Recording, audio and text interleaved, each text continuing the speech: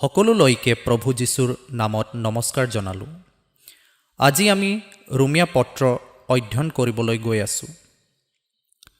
বিশ্বাসৰ দ্বাৰা দুখ মুক্তিৰ বিষয়টো ৰোমীয়া পুস্তকত আৰু আন কিছুমান অংশৰ পৰা বিবেচনা কৰিব পাৰি।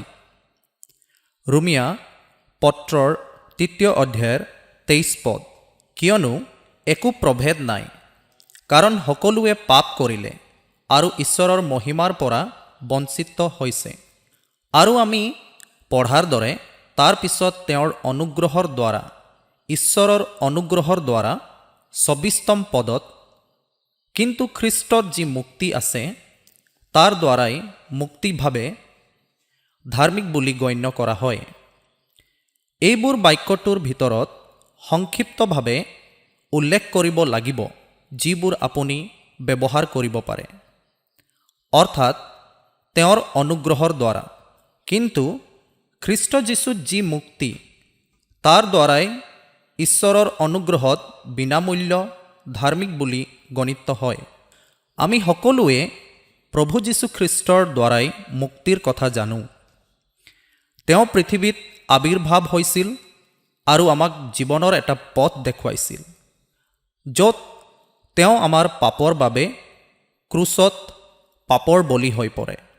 25 পদত আমি তলৰ পদবোৰ পঢ়াৰ দৰে, যিসকলে বিশ্বাস কৰে অৰ্থাৎ খ্ৰীষ্ট যীশুত মুক্তি পায়, ঈশ্বৰে তেওঁৰ ধৈৰ্য গুণত পূৰ্ব কৰা নানা পাপৰ দণ্ড নিদিয়াকৈ থকাৰ কাৰণে নিজ ধাৰ্মিকতা দেখুৱাবলৈ আৰু যিহতে যীশুত বিশ্বাস কৰাজনক ধাৰ্মিক বুলি গণিত কৰিব পাৰে।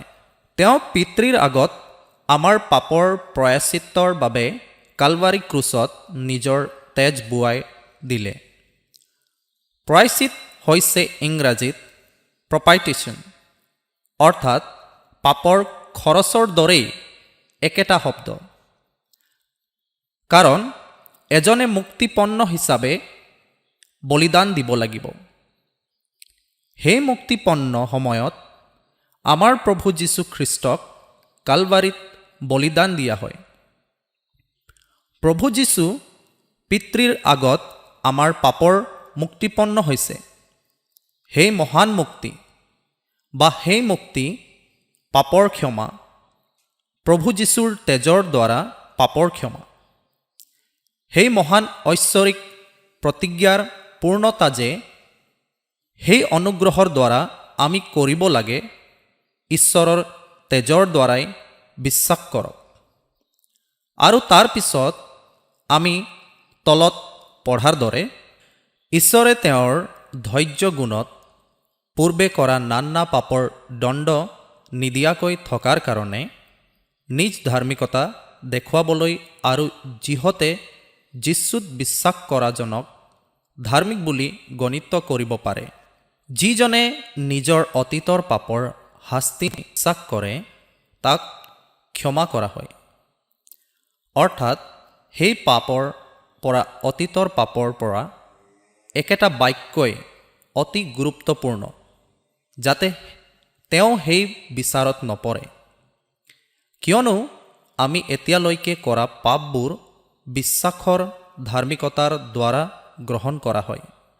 আৰু তাৰ পিছত 26 পদত, আৰু তাক কৰিও তেওঁ যেন ধাৰ্মিক হৈ থাকে, এই আশয়েৰে এই বৰ্তমান কালত নিজ ধাৰ্মিকতা দেখুৱাবৰ কাৰণে যীশুখ্ৰীষ্টৰ তেজত হোৱা বিশ্বাসৰ দ্বাৰাই যি প্ৰায়শ্চিত, সেই প্ৰায়শ্চিত স্বৰূপে তেওঁক প্ৰকাশ কৰিলে।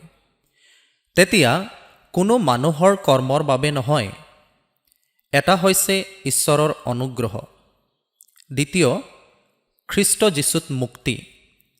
সেই মুক্তিয়ে আমাৰ বাবে কালভাৰীৰ যোগেদি সম্ভৱ কৰি তুলিছিল। তিনি বিনামূল্যকৈ যুক্তিসংগত, আমাৰ কোনো কামৰ বাবেই এনে নহয়। আৰু তাৰ পিছত বিশ্বাস অৰ্থাৎ মুক্তি, তেজেৰে প্ৰায়শ্চিত।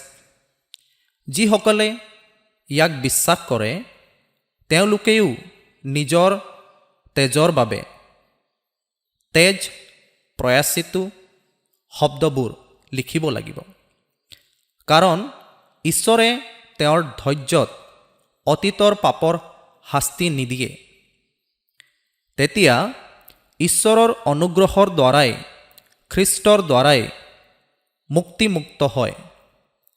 তেতিয়া ঈশ্বৰৰ অনুগ্ৰহৰ দ্বাৰা, খ্ৰীষ্টৰ দ্বাৰাই মুক্তি অতীতৰ পাপৰ পৰা মুক্ত হয়। ৰোমিয়া 10 অধ্যায় 6-8 পদলৈকে পঢ়িলে, কিন্তু বিশ্বাসমূলক ধাৰ্মিকতাই এইদৰে কয়, তুমি নিজ হৃদয়ত নকবা যে স্বৰ্গলৈ কোন উঠিব, অৰ্থাৎ খ্ৰীষ্টক নমাই আনিবলৈ, বা অগাধ ঠাইলৈ কোন নামিব, অৰ্থাৎ মৃতবিলাকৰ মাজৰ পৰা খ্ৰীষ্টক তুলি আনিবলৈ। কিন্তু কি কয়? সেই বাক্যই তোমাৰ ওচৰতে, তোমাৰ মুখত আৰু তোমাৰ চিত্ততহে আছে। সেয়ে আমি ঘোষণা কৰা বিশ্বাসৰ বাক্য। তেতিয়া বিশ্বাসৰ দ্বাৰাই ধাৰ্মিকতা লাভ কৰাৰ আগতেই প্ৰথমে ঈশ্বৰৰ বাক্য শুনিব লাগিব, যিটো বাক্যৰ ওপৰত ই ভিত্তি কৰি গঢ় লৈ উঠিছে। যীশুৱে শিষ্যসকলক অনুতাপ আৰু ক্ষমাৰ প্ৰচাৰ কৰিবলৈ আজ্ঞা দিছিল।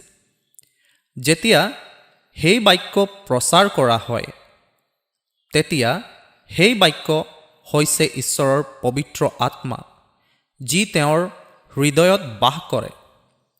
তাৰ পৰাই আহে অপৰাধবোধ, পাপৰ প্ৰতি সচেতনতা আৰু ধাৰ্মিকতাৰ প্ৰতি সচেতনতা। এই সকলোবোৰ পবিত্ৰ আত্মাৰ কৰ্ম। আৰু তেওঁ আহি পাপৰ বিষয়ে, ধাৰ্মিকতাৰ বিষয়ে আৰু সুদবিচাৰৰ বিষয়ে জগতক দুখৰ প্ৰমাণ দিব। আৰু তাৰ পাছত কিন্তু ই কি কয়? সেই বাক্য তোমাৰ ওচৰতে, তোমাৰ মুখত আৰু তোমাৰ চিত্ততে আছে। সেয়ে আমি ঘোষণা কৰা বিশ্বাসৰ বাক্য। ৰোমিয়া 10 অধ্যায় ইয়াৰ 9 পদটো হ'ল যে, কিয়নো তুমি যদি নিজ মুখেৰে যীশুক প্ৰভু বুলি স্বীকাৰ কৰা আৰু ঈশ্বৰে যে তেওঁক মৃতবিলাকৰ মাজৰ পৰা তুলিলে, ইয়াক যদি হৃদয়েৰে বিশ্বাস কৰা, তেন্তে পৰিত্ৰাণ পাবা। ঈশ্বৰে আমাক আমাৰ অতীতৰ পাপৰ বাবে শাস্তি দিয়া নাছিল, আমাক ক্ষমা কৰক। আৰু সেইটোৱে হৈছে পৰিত্ৰাণৰ দিশত প্ৰথম পদক্ষেপ। ৰোমিয়া 10 অধ্যায় ইয়াৰ 10 পদ। কাৰণ ধাৰ্মিকতাৰ নিমিত্তে হৃদয়েৰে বিশ্বাস কৰা হয় আৰু পৰিত্ৰাণৰ নিমিত্তে মুখেৰে স্বীকাৰ কৰা হয়। স্বীকাৰোক্তি বাপ্তিস্মৰ ঠাইত পাপ স্বীকাৰ কৰা আৰু যীশুক ত্ৰাণকৰ্তা আৰু প্ৰভু হিচাপে গ্ৰহণ কৰাৰ পৰিঘটনা বাপ্তিস্মৰ আগতে ঘটে। মথিৰ শুভবাৰ্তাৰ 3 অধ্যায়ৰ 6 পদটো পঢ়ি থাকোঁতে নিজৰ নিজৰ পাপবোৰ স্বীকাৰ কৰি তেওঁৰ দ্বাৰাই জৰ্দান নদীত বাপ্তাইজিত হ'ল। ইয়াত তেওঁলোকে মন পালটন কৰি বাপ্তিস্মাৰ বিষয়ে লিখি যোহানৰ ওচৰলৈ গৈ নিজৰ পাপ স্বীকাৰ কৰিলে আৰু তেওঁৰ দ্বাৰা জৰ্দানত বাপ্তিস্ম ল'লে। তাৰ পিছত সেই বাপ্তিস্মাত আমি আমাৰ পাপ স্বীকাৰ কৰোঁ আৰু মুখেৰে স্বীকাৰ কৰোঁ যে যীশু প্ৰভু। সত্যটো হ'ল, আমি মন পালটন কৰি বাপ্তিস্ম লোৱাৰ বাবে আমাৰ অতীতৰ পাপবোৰ পুনৰাবৃত্তি নহয়। নতুন নিয়মৰ বাপ্তিস্মত আমি প্ৰথমে আমাৰ পাপ স্বীকাৰ কৰোঁ আৰু তাৰ পিছত আমাৰ মুখেৰে যীশুক ত্ৰাণকৰ্তা আৰু প্ৰভু হিচাপে গ্ৰহণ কৰোঁ। আমি যীশুখ্ৰীষ্টৰ লগত যোগদান কৰিবলৈ বাপ্তিস্মা লৈছোঁ। নতুন নিয়মৰ বাপ্তিস্মাত তাতে পিতৰে তেওঁবিলাকক ক'লে, তোমালোকৰ পাপ মোচনৰ অৰ্থে মন পালটোৱা আৰু যীশুখ্ৰীষ্টৰ নামেৰে প্ৰতিজন বাপ্তাইজিত হোৱা, তেহে তোমালোকে পবিত্ৰ আত্মা দান পাবা। তেতিয়া সেই নামত বাপ্তিস্ম লোৱাটোৱে হৈছে যীশুখ্ৰীষ্টত যোগদান কৰা। তাৰ আগতে মন পালটন কৰাটোৱে হৈছে পাপ স্বীকাৰ কৰাৰ আৰম্ভণি। যেতিয়া ঈশ্বৰৰ এজন দাসে প্ৰচাৰ কৰে, তেতিয়া ঈশ্বৰৰ বাক্য এই বাৰ্তা এজনৰ হৃদয়লৈ লৈ যায়। এইটোৱেই হৈছে খ্ৰীষ্ট যীশুত মুক্তিৰ বাৰ্তা। কোৱাৰ প্ৰয়োজন নাই, মাত্ৰ বাক্যটো এৰি দিয়ক। ঈশ্বৰৰ আত্মাইহে এই বাক্য দিয়ে, যিসকলে মুক্ত হ'বলগীয়া লোকসকলক দিয়ে। অৰ্থাৎ হৃদয়েৰে বিশ্বাস কৰা যে, কিয়নো তুমি যদি নিজ মুখেৰে যীশুক প্ৰভু বুলি স্বীকাৰ কৰা আৰু ঈশ্বৰে যে তেওঁক মৃতবিলাকৰ মাজৰ পৰা তুলিলে, ইয়াক যদি হৃদয়েৰে বিশ্বাস কৰা, তেন্তে পৰিত্ৰাণ পাবা। দ্বিতীয় অংশটো হৈছে যীশু মৃত্যুৰ পৰা পুনৰুত্থিত হোৱা বুলি সম্পূৰ্ণ হৃদয়েৰে বিশ্বাস কৰা। 24 আৰু 25 পদ ৰোমিয়া 4 অধ্যায়ত পঢ়িব পাৰি। আৰু আমাৰ নিজৰ অপৰাধৰ কাৰণে বধ কৰা হ'ল। তাৰ পিছত যেতিয়া যীশুৱে পাপ বলিদান কৰিবলৈ ক্ৰুচত মৃত্যুবৰণ কৰিছিল, তেতিয়া আমাৰ পাপৰ বাবেই আছিল।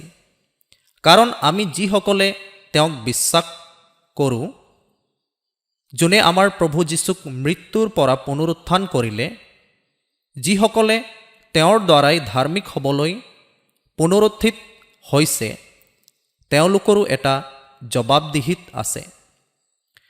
তাৰ পিছত তাত ই আমাক মৃত্যুৰ বিষয়ে দেখুৱাইছে, লগতে উচ্চতাও। এইটো দুয়োটাৰে বাবে অতি গুৰুত্বপূৰ্ণ। মৃত্যুৰ দ্বাৰাই তেওঁ আমাৰ অপৰাধৰ বাবে নিজৰ মৃত্যু সমৰ্পণ কৰে। কিন্তু প্ৰভু যীশু, যি আমাৰ দুখমুক্ত হোৱাৰ বাবে পুনৰুত্থিত হৈছিল, তেতিয়া এই দুটা অংশত বিশ্বাস কৰিব লাগিব। প্ৰভু যীশু খ্ৰীষ্ট মোৰ পাপৰ প্ৰায়শ্চিত বলিদান, আৰু তেওঁ প্ৰভু যীশু খ্ৰীষ্টৰ পুনৰুত্থানত মোৰ বিশ্বাসৰ দ্বাৰাই মোক ধাৰ্মিকতা প্ৰদান কৰে। তেতিয়া ইয়াক বিশ্বাসলৈ ৰূপান্তৰিত কৰা উচিত। ইয়াত মৃত্যু আৰু পুনৰুত্থান দুয়োটা অতি গুৰুত্বপূৰ্ণ। স্নানাগাৰত বাপ্তিস্ম লোৱাৰ ক্ষেত্ৰতো একেই কথা। ৰোমিয়া পত্ৰৰ 6 অধ্যায় আৰু ইয়াৰ 3 পদ। নতুবা আমি যিমান লোক খ্ৰীষ্ট যীশুৰ উদ্দেশ্যে বাপ্তাইজিত হ'লোঁ, সকলোৱে যে তেওঁৰ মৃত্যুৰ উদ্দেশ্যহে বাপ্তাইজিত হ'লোঁ, ইয়াক তোমালোকে নাজানা নেকি? এইটোৱেই যীশুখ্ৰীষ্টৰ নাম। আমি যেতিয়া সেই নামেৰে বাপ্তিস্ম লৈছিলোঁ, তেতিয়া আমি যিমান লোক খ্ৰীষ্ট যীশুৰ উদ্দেশ্যে বাপ্তাইজিত হ'লোঁ, সকলোৱে যে তেওঁৰ মৃত্যুৰ উদ্দেশ্যহে বাপ্তাইজিত হ'লোঁ, ইয়াক তোমালোকে নাজানা নেকি? তেতিয়া প্ৰভু যীশু আমাৰ পাপৰ বাবে ক্ৰুচত দিয়া হৈছিল। তাত আমি বাপ্তিস্মা লওঁ, যাতে আমি ইয়াত ভাগ লওঁ। তেতিয়া আমি বিশ্বাসত বাপ্তিস্মা লওঁ। কিন্তু বিশ্বাসৰ প্ৰতি এনে দায়বদ্ধতাৰ পিছত যীশুৰ মৃত্যু বিশ্বাসৰ জীৱনৰ জৰিয়তে আমাৰ জীৱনত থাকিব লাগিব। আৰু যিবিলাক খ্ৰীষ্ট যীশুৰ, তেওঁবিলাকে মোহ আৰু অভিলাষে সৈতে মাংসক ক্ৰুচত দিলে। তেতিয়া জগতখন আমাৰ মাজত সেই বিশ্বাসৰ জীৱনত, অৰ্থাৎ আধ্যাত্মিক জীৱনত, আত্মা আৰু বাক্যৰ আজ্ঞাকাৰী জীৱনত ক্ৰুচত দিয়া হয়। শৰীৰ আমাৰ মাজত ক্ৰুচত দিয়া হৈছে, অৰ্থাৎ মই নিজৰ ইচ্ছামতে দৌৰিবলৈ ক্ৰুচত দিয়া হৈছে। যিকোনো সহযোগীৰ বাবে, যিকোনো কাৰ্যক্ৰমৰ প্ৰচাৰৰ বাবে হ'ব লাগিব। কাৰণ বিশ্বাস আমি আমাৰ জীৱনৰ সেই স্তৰলৈ আনিব লাগিব। তেতিয়া আপুনি নাজানেনে যে তেওঁ নিজৰ মৃত্যুত বাপ্তিস্মা লৈছিল। গতিকে আমি বাপ্তিস্মাত তেওঁৰ লগত সমাধিস্থ কৰা হ'লোঁ আৰু তেওঁৰ মৃত্যুৰ অংশীদাৰ হ'লোঁ। এতেকে পিতৃৰ মহিমাৰ দ্বাৰাই যেনেকৈ খ্ৰীষ্টক মৃতবিলাকৰ মাজৰ পৰা তোলা হ'ল, তেনেকৈ আমিও যেন জীৱনৰ নতুনতাত চলোঁ। এই কাৰণে বাপ্তিস্মৰ দ্বাৰাই তেওঁৱে সৈতে মৃত্যুৰ উদ্দেশ্যে মৈদামত থোৱা হ'লোঁ। তেতিয়া আমি সেই বাপ্তিস্মাৰ বাৰ্তা লাভ কৰিলোহেঁতেন। কেৱল পৰামৰ্শ দিয়াটোৱে যথেষ্ট নহয়। আমি বুজিব লাগিব যে যেতিয়া আমি বাপ্তিস্মা লওঁ, যীশু আমাৰ পাপৰ বাবে পাপৰ বলিদান প্ৰভুৰ লগত সমাধিস্থ কৰা হয়। জীৱনৰ নৱীনীকৰণৰ চলিবলৈ এজন নতুন ব্যক্তি বাপ্তিস্মা লৈ ওলাই আহে। তেতিয়া সেই এটা সত্য আমি জানিব লাগিব, যাৰ ভিত্তিত ২৪ আৰু ২৫ পদৰ ৪ৰ্থ অধ্যায়ত পঢ়া হৈছে। কিন্তু আমাৰ বাবেও, যিসকলৰ বাবে বিশ্বাস ধাৰ্মিকতা হিচাপে গণ্য কৰা হ'ব, অৰ্থাৎ আমাৰ প্ৰভু যীশুক মৃতবিলাকৰ মাজৰ পৰা তোলা জনাত বিশ্বাস কৰা যি আমালৈকো গণিত হ'ব। সেই যীশু আমাৰ অপৰাধৰ কাৰণে সমৰ্পিত হ'ল আৰু আমাৰ ধাৰ্মিকতাৰ অৰ্থে তেওঁক তোলা হ'ল। তেতিয়া বাপ্তিস্ম গুৰুত্বপূৰ্ণ। যেতিয়া আমি ১০ম অধ্যায়লৈ উভতি আহোঁ, আমি বিশ্বাসৰ এক বাক্যটো হৃদয়ৰ পৰা মুখলৈ লৈ যাওঁ। তেওঁলোকে মুখেৰে স্বীকাৰ কৰে যে যীশু প্ৰভু, খ্ৰীষ্ট মোত বাস কৰিব লাগিব আৰু মোত নহয়।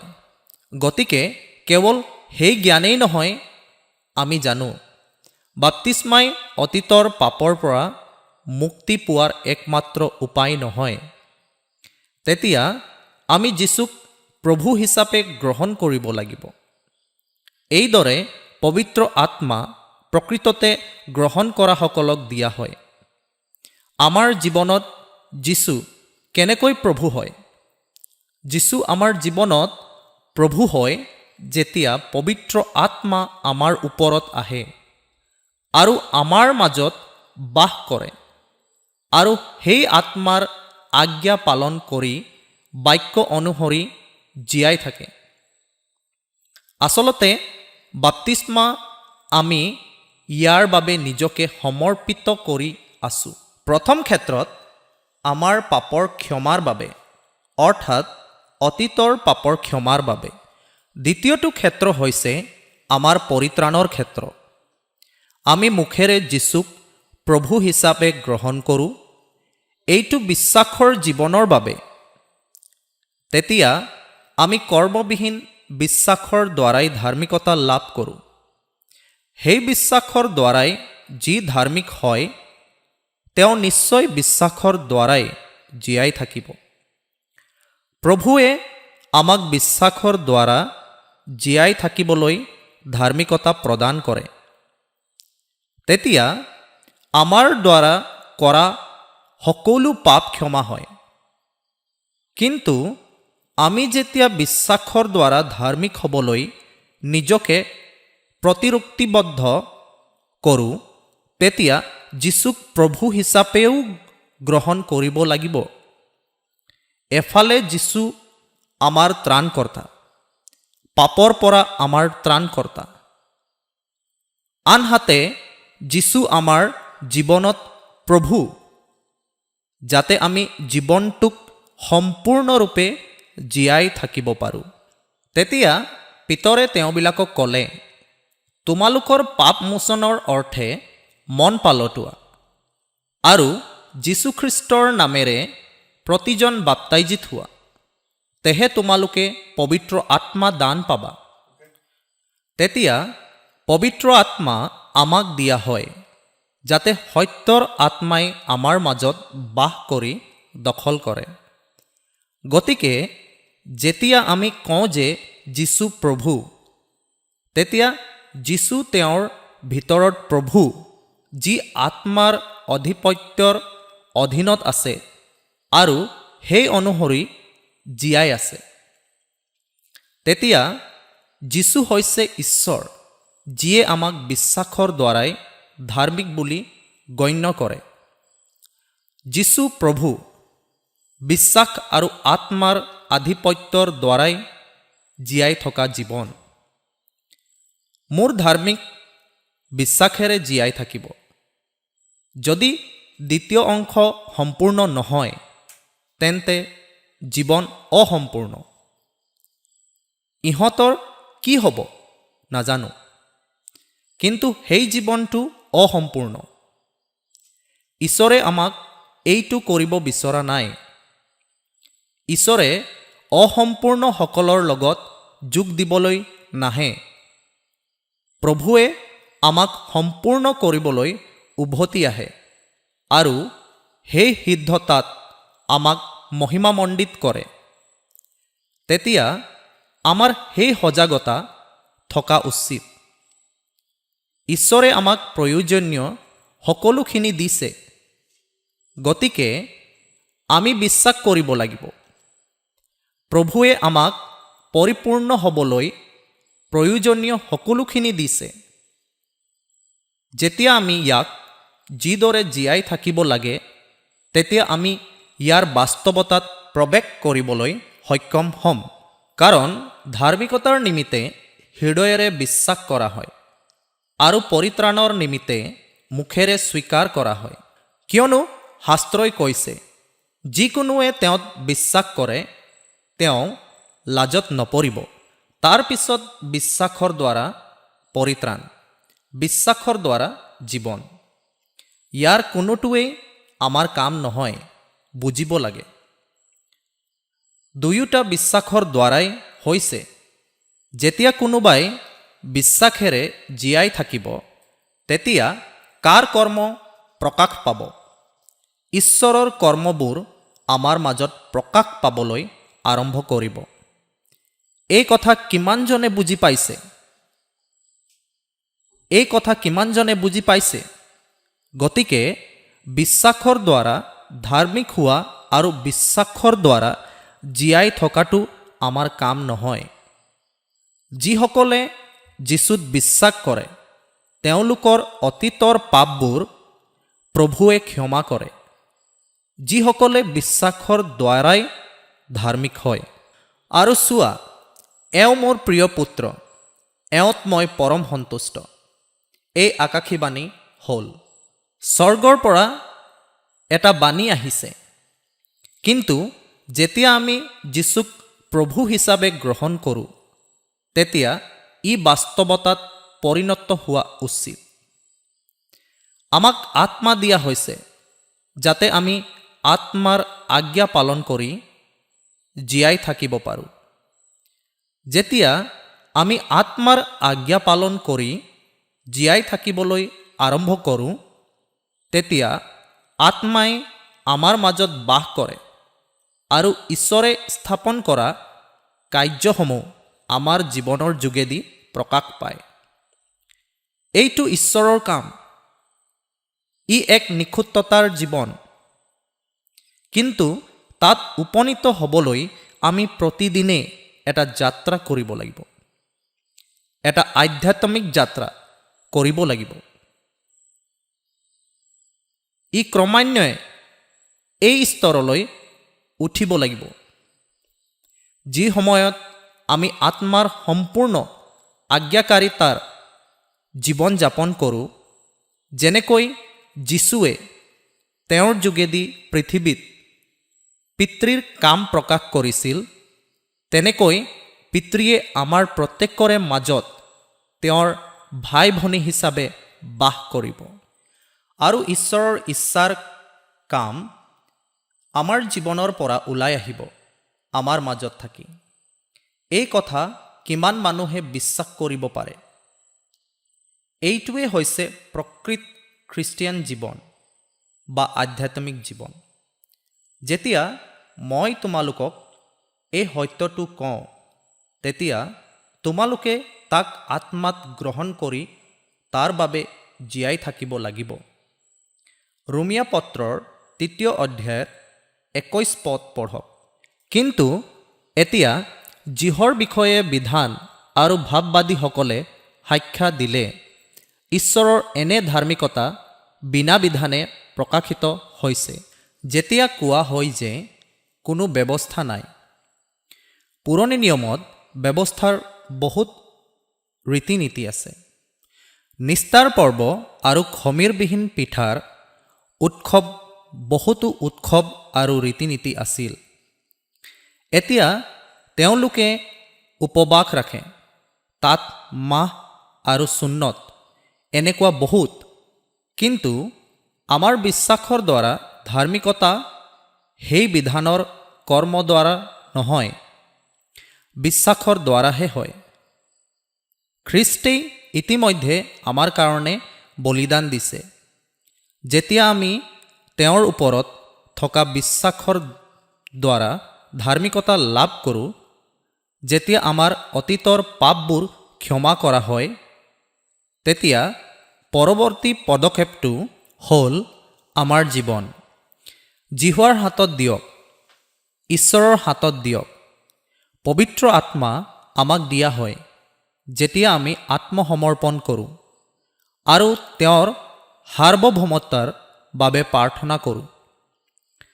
বিশ্বাসৰ জীৱন এটা বাস্তৱত পৰিণত হয় যেতিয়া আত্মাই আমাৰ মাজত বাস কৰে আৰু আমি আত্মাৰ আধিপত্যৰ অধীন হওঁ। ইয়াৰ ব্যৰ্থতাৰ বিষয়ে এটা বৃহৎ দলৰ লোক সচেতন নহয়। তেওঁলোকে গৈ বাপ্তিস্মা ল'ব আৰু তাৰ পিছত জীয়াই থাকিব। সাধাৰণতে মনত পৰাৰ দৰে জীৱনত বহুত ৰীতি নীতি দেখিবলৈ পাওঁ।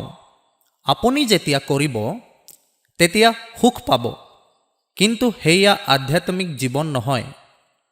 প্ৰকৃত আধ্যাত্মিক জীৱন হৈছে আত্মাৰ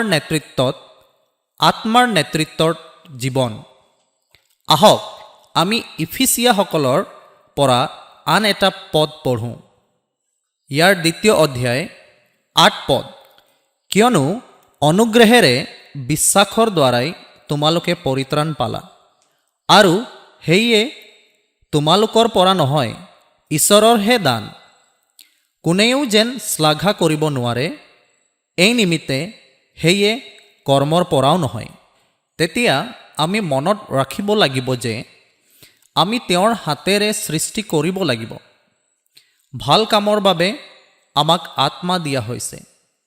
গতিকে এইটো শিকাবলৈ যীশু কেনেকৈ নিয়ন্ত্ৰণত আছিলে।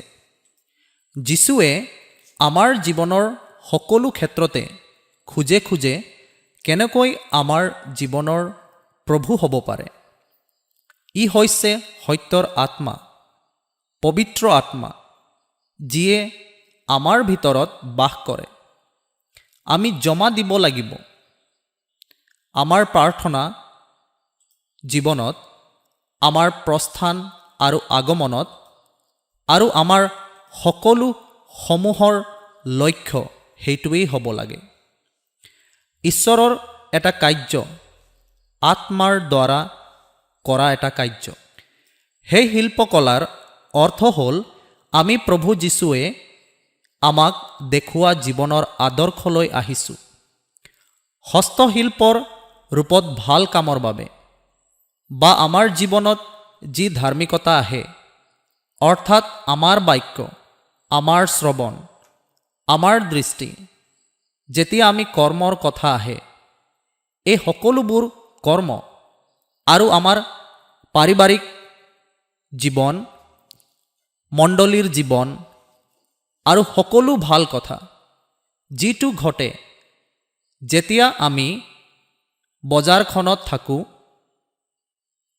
আত্মাৰ দ্বাৰা পৰিচালিত জীৱন, য'ত ঈশ্বৰৰ আত্মা বাস কৰে, সকলো ভাল কাম হয়। আমি ইয়াক বিশ্বাস কৰি তাক পূৰ্ণতাৰে গ্ৰহণ কৰিব লাগিব। ইয়াৰ পূৰ্ণতাত যেতিয়া মই এটা বাক্য কওঁ, তেতিয়া সেইটো ঈশ্বৰৰ নামৰ মহিমাৰ বাবে হ'ব লাগে। ইয়াৰ ফলত বহুতৰে শান্তি আহিব। একেদৰে আমি আগেয়ে যিবোৰ ক্ষেত্ৰত বিষয়ে চিন্তা কৰিছোঁ, সেইবোৰ আমাৰ আত্মা আৰু অভ্যন্তৰীণ মানৱ শক্তিৰ দ্বাৰা শক্তিশালী কৰা উচিত। গতিকে আমি প্ৰতিদিনে অতি আশা আৰু বিশ্বাসেৰে জীয়াই থকা উচিত। মনৰ কথা আহিলে ঈশ্বৰে বিচৰা ঠাইত হ'ব লাগে। শেষতে হে ভাইবিলাক, যি যি সত্য, যি যি আদৰণীয়, যি যি ন্যায়, যি যি শুদ্ধ, যি যি প্ৰিয়, যি যি সুখ্যাতিযুক্ত, যিকোনো সদ্গুণ আৰু যিকোনো প্ৰশংসা হওক, সেই সকলোৰে আলোচনা কৰা। পাচনিয়ে এই সকলোবোৰৰ বিষয়ে চিন্তা কৰিবলৈ কয়। ফিলিপিয়া পুস্তকত আমি পঢ়াৰ দৰে খ্ৰীষ্টৰ মনটো বুজিব পাৰে। খ্ৰীষ্টৰ প্ৰতিমূৰ্তি তোমালোকৰ মাজত থাকক। মন যেতিয়া সেই স্তৰলৈ উঠে, তেতিয়া আমি দাস হোৱাৰ স্তৰলৈ আহোঁ।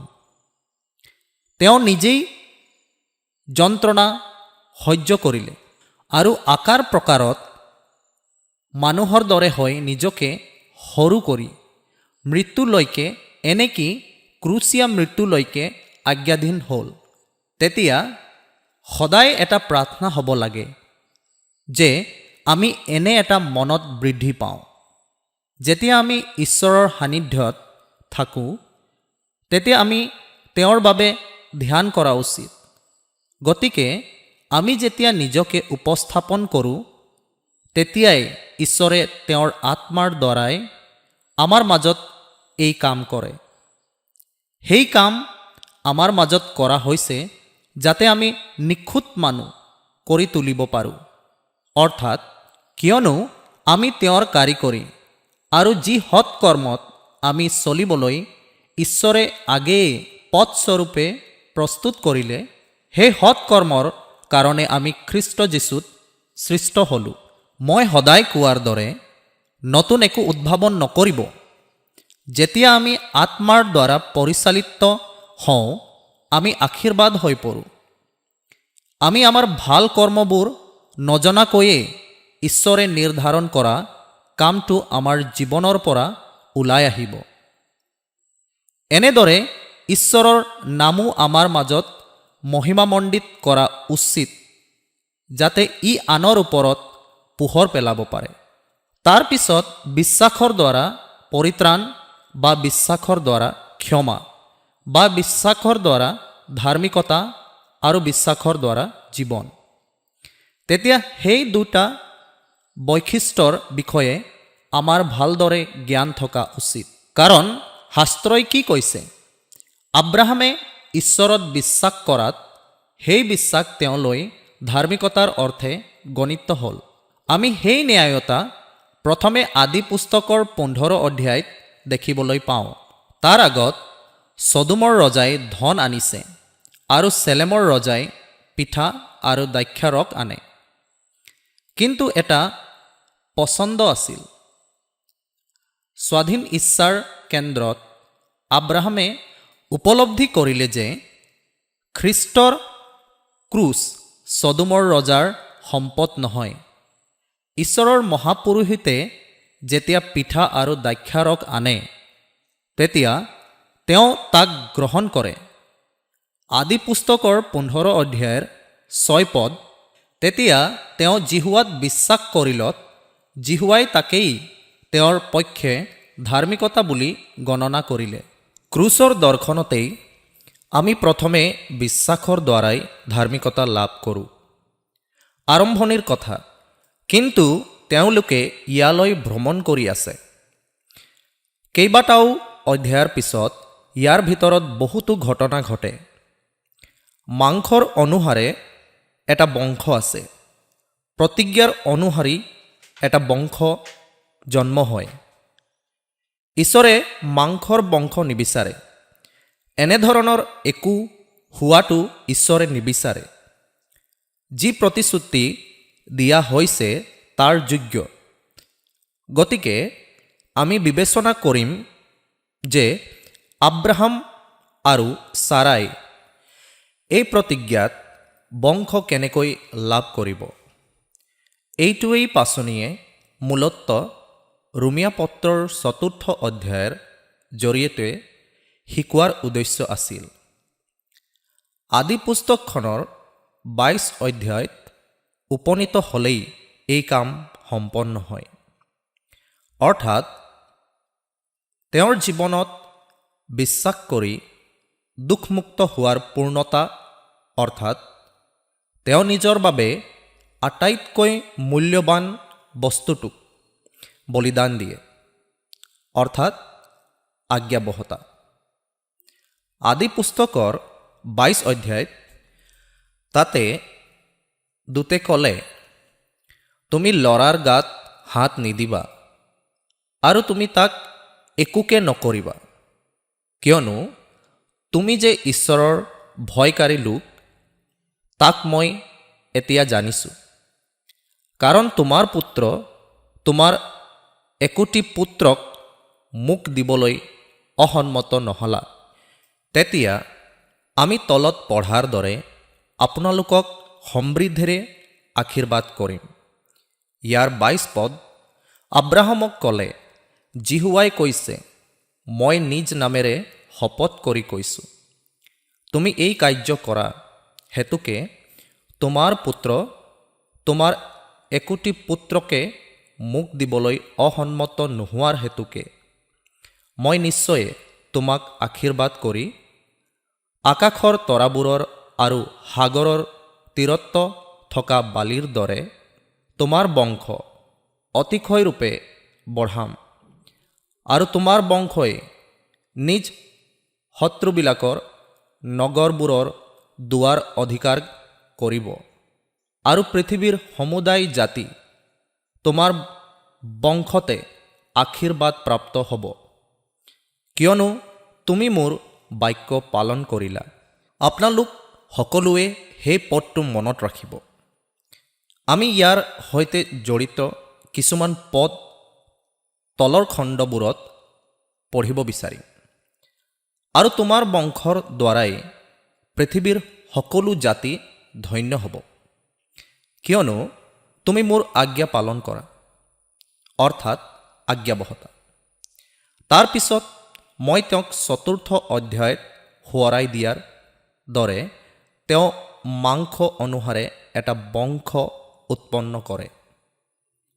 ই কোনো বিশ্বাস বা প্ৰতিশ্ৰুতিও নহয়।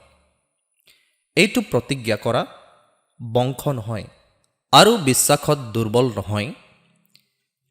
১০০মান বছৰ বয়সীয়া নিজৰ শৰীৰৰ মৰাৰ নিচিনা অৱস্থালৈ আৰু ছাৰাৰ গৰ্ভৰ মৰাৰ নিচিনা অৱস্থালৈ মন কৰিও ঈশ্বৰৰ প্ৰতিজ্ঞাত সংশয় কৰি অবিশ্বাস কৰিলে। এনে নহয়, কিন্তু ঈশ্বৰে যি প্ৰতিজ্ঞা কৰিছিল তাক তেওঁ সিদ্ধ কৰিব পাৰে বুলি আব্ৰাহামে নিশ্চয় জানি ঈশ্বৰক ধন্যবাদ দি বিশ্বাসত বলৱান হ'ল। এইটো এটা ক্ষেত্ৰ য'ত ঈশ্বৰৰ ধাৰ্মিকতা তেওঁৰ জীৱনৰ দ্বাৰা পূৰ্ণ হয়। কিন্তু ইয়াত এটা মূল বিষয় আছে, অৰ্থাৎ আব্ৰাহাম আৰু ছাৰা নিৰ্জীৱ হৈ থকাৰ সময়ত ইছমাইলৰ জন্ম হৈছিল। কিন্তু তেতিয়া আব্ৰাহামে বংশ বৃদ্ধি কৰিবলৈ সক্ষম হৈছিল। প্ৰায়ে আমি মাংসত বিশ্বাসৰ এই জীৱন যাপন কৰিবলৈ চেষ্টা কৰোঁ। এজনে বাপ্তিস্মা লৈছিল আৰু তাৰ পিছত আপুনি জীয়াই আছে। আজিৰ বাবে চেষ্টা কৰিবলৈ এটাও বিষয় নাই, কিন্তু পেণ্টিকোষ্টৰ প্ৰথম দিনবোৰত ই সংগ্ৰাম কৰি আছিল আৰু এতিয়াও দেখা যায় আৰু বহুতে সংগ্ৰাম কৰি থাকিব। তেওঁলোকে কিয় চেষ্টা কৰিছে? জীয়াই থকা এই জীৱনলৈ অনা বা এই প্ৰতিজ্ঞা গ্ৰহণ কৰাটো এটা প্ৰতিজ্ঞা। বিশ্বাসৰ জীৱন এটা প্ৰতিজ্ঞা, এটা পবিত্ৰ জীৱন এটা প্ৰতিজ্ঞা। যেতিয়া খ্ৰীষ্টৰ দ্বাৰাই ঈশ্বৰৰ প্ৰতিজ্ঞা আমাক দিয়া হ'ব, তেতিয়া আমি নিজৰ প্ৰচেষ্টাৰে তাক লাভ কৰিবলৈ চেষ্টা কৰিম। কিন্তু আমি এনে কৰিলে ইছমাইলৰ বংশধৰসকলৰ উত্থান ঘটিব। অৰ্থাৎ আমি আদম আৰু হাৱাৰ সৈতে এই জীৱনটো জীয়াই থাকিবলৈ চেষ্টা কৰোঁ। এজন মানুহ তেতিয়াহে মৃত্যুবৰণ কৰিব পাৰে যেতিয়া তেওঁ সম্পূৰ্ণ মুক্ত হয়। আমি আমাৰ বিশ্বাসৰ বীজ যেতিয়া এজন ব্যক্তিৰ পুনৰ্জন্ম হয়, তেতিয়া তেওঁৰ এটা মানৱ সন্তান হয়, অৰ্থাৎ আদম আমাৰ মাজৰ প্ৰথমজনেই জন্ম লৈছিল। তেতিয়া সমস্যাটো হ'ল বিশ্বাসৰ বীজ জন্ম হ'লেই জন্ম নহয়। আদম ডাঙৰ হৈ মৰিব, অৰ্থাৎ বাহিৰৰ মানুহটো ধ্বংস হ'ব লাগে। আমি যিমানেই অৱনতি ঘটাওঁ, সিমানেই আমাৰ ভিতৰৰ মানুহটো বাঢ়ি যায়। তেতিয়া আমি অভ্যন্তৰীণ মানুহৰ বিকাশৰ বাবে প্ৰয়োজনীয়খিনি দিব লাগিব। বাহিৰৰ মানুহৰ ইচ্ছা আৰু ইচ্ছা এনেকুৱা নহয়, কিন্তু মৰিবলৈ কিছু সময় লাগিব। সেইটোও আত্মাই আমাক শিকাব লাগে যে আমি আত্মাৰ বশৱৰ্তী হ'ব লাগে। যদি আজ্ঞাকাৰী মানুহে এই কথা শিকিব নোৱাৰে, তেন্তে আদম আৰু হাৱাই জীয়াই থাকিব। তেতিয়া তেওঁৰ মৃত্যু হ'ব। ঈশ্বৰে এই প্ৰতিজ্ঞা প্ৰকাশ পোৱাৰ বাবে অপেক্ষা কৰি আছিল। আব্ৰাহামে আন এটা সন্তান জন্ম দিব নোৱাৰিলে। আমি বুজিব লাগিব যে তেওঁ এই প্ৰতিজ্ঞা সম্পূৰ্ণ আত্মবিশ্বাসেৰে গ্ৰহণ কৰিব লাগিব। যিহেতু আমি ইয়াত পঢ়িছোঁ, তেওঁ এই আশাক খণ্ডন কৰিছে যে এয়া হৈছে জগতৰ আশা। আমি জানো যে আমি কি বয়সত সন্তান জন্ম দিব লাগে, তাক লৈ সন্দেহ কৰা উচিত নহয়। আমি আশা কৰোঁ যে আমাৰ সন্তান হ'ব, কিন্তু সেই বয়সৰ পিছত কি? আশা যদি মানুহৰ আশা হয়, তেন্তে সম্ভৱ নহয়। গতিকে আমি দেখিবলৈ পাওঁ যে আশাৰ বিৰুদ্ধে বিবেচনা কৰা হয়।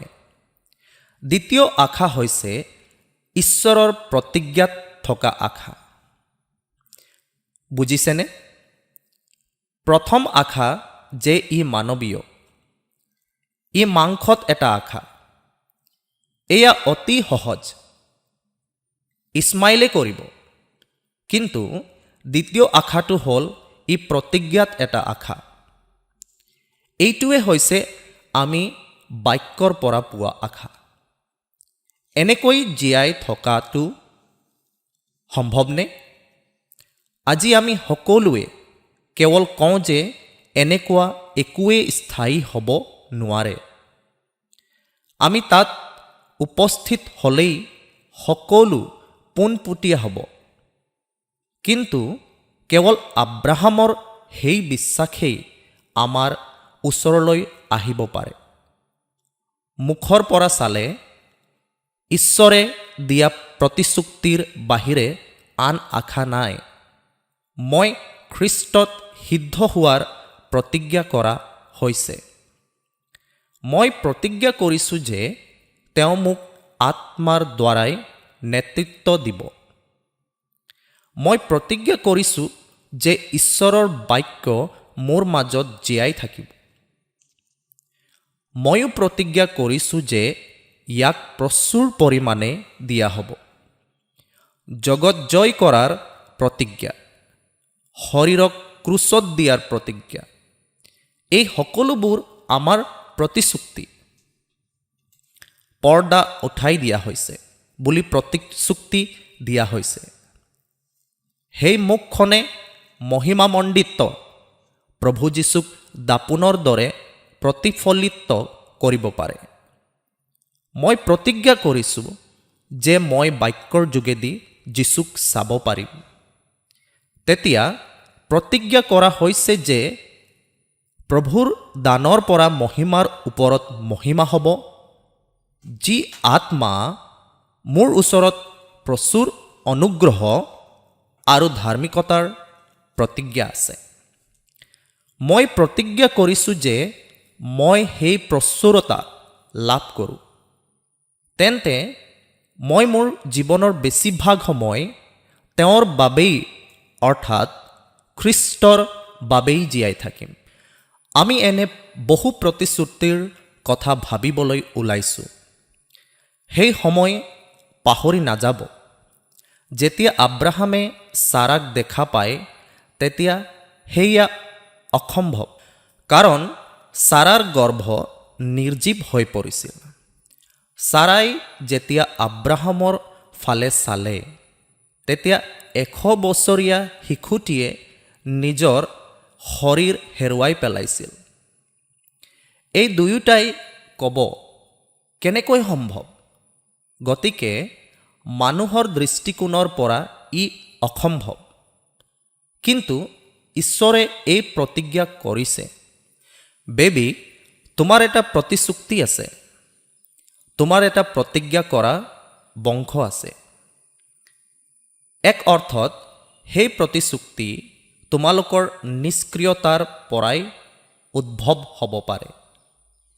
এই কথা কিমানজনে বুজি পাইছে? কিন্তু সি হাৰ নামানিলে। আনকি এই সময়ছোৱাত সকলোৱে আৰম্ভ নকৰে। তেওঁ কয় যে ইয়াৰ কোনো প্ৰয়োজন নাই। বিশ্বাসৰ দ্বাৰাই ধাৰ্মিক হৈ পৰিল আৰু প্ৰভুৱে তোমালোক সকলোকে ঢাকি ৰাখিল। আৰু তোমালোক বহুত দিন জীয়াই থাকিব বুলি ভাবি জিৰণি লোৱা, খোৱা, পান কৰা আৰু আনন্দ কৰা। বাইবেলে তেনেকৈ কোৱা নাই। বেবী, তোমাৰ সেই বুঢ়াজন নিশ্চয় নিৰ্জীৱ। পাচনি মই কওঁ, মানৱ মানুহ খ্ৰীষ্টৰ লগত ক্ৰুচত দিয়া হ'ল। তেওঁ আৰু মানুহ হৈ জীয়াই নাথাকে। খ্ৰীষ্ট মোত বাস কৰে। মই তেওঁৰ আত্মা, সত্যৰ আত্মাৰ দ্বাৰাই জীয়াই আছোঁ। মাত্ৰ আনটোক বাহিৰলৈ ওলাই যাব দিব লাগিব। ইছমাইল আৰু তেওঁৰ দাসীক আৰু পুৰণি নিয়মৰ শৰীৰটোক বাহিৰ কৰি দিয়াটোহে সম্ভৱ। সি আৰু জীয়াই থাকিব নিবিচাৰে। ঈশ্বৰৰ প্ৰতিজ্ঞাত সংশয় কৰি অবিশ্বাস কৰিলে এনে নহয়। কিন্তু ঈশ্বৰে যি প্ৰতিজ্ঞা কৰিছিল তাক তেওঁ সিদ্ধ কৰিব পাৰে বুলি আব্ৰাহামে নিশ্চয় জানি ঈশ্বৰক ধন্যবাদ দি বিশ্বাসত বলৱান্ত হ'ল। এইকাৰণে সেই বিশ্বাস তেওঁলৈ ধাৰ্মিকতাৰ অৰ্থে গণিত হ'ল। তেওঁলৈ গণিত হ'ল বুলি যে কেৱল তেওঁৰ নিমিত্তে লিখা হ'ল এনে নহয়, আমাৰ নিমিত্তেও লিখা হ'ল। আমাৰ প্ৰভু যীশুক মৃতবিলাকৰ মাজৰ পৰা তোলা জনাত বিশ্বাস কৰা যি আমি, আমালৈকো গণিত হ'ব। সেই যীশু আমাৰ অপৰাধৰ কাৰণে সমৰ্পিত হ'ল আৰু আমাৰ ধাৰ্মিকতাৰ অৰ্থে তেওঁক তোলা হ'ল।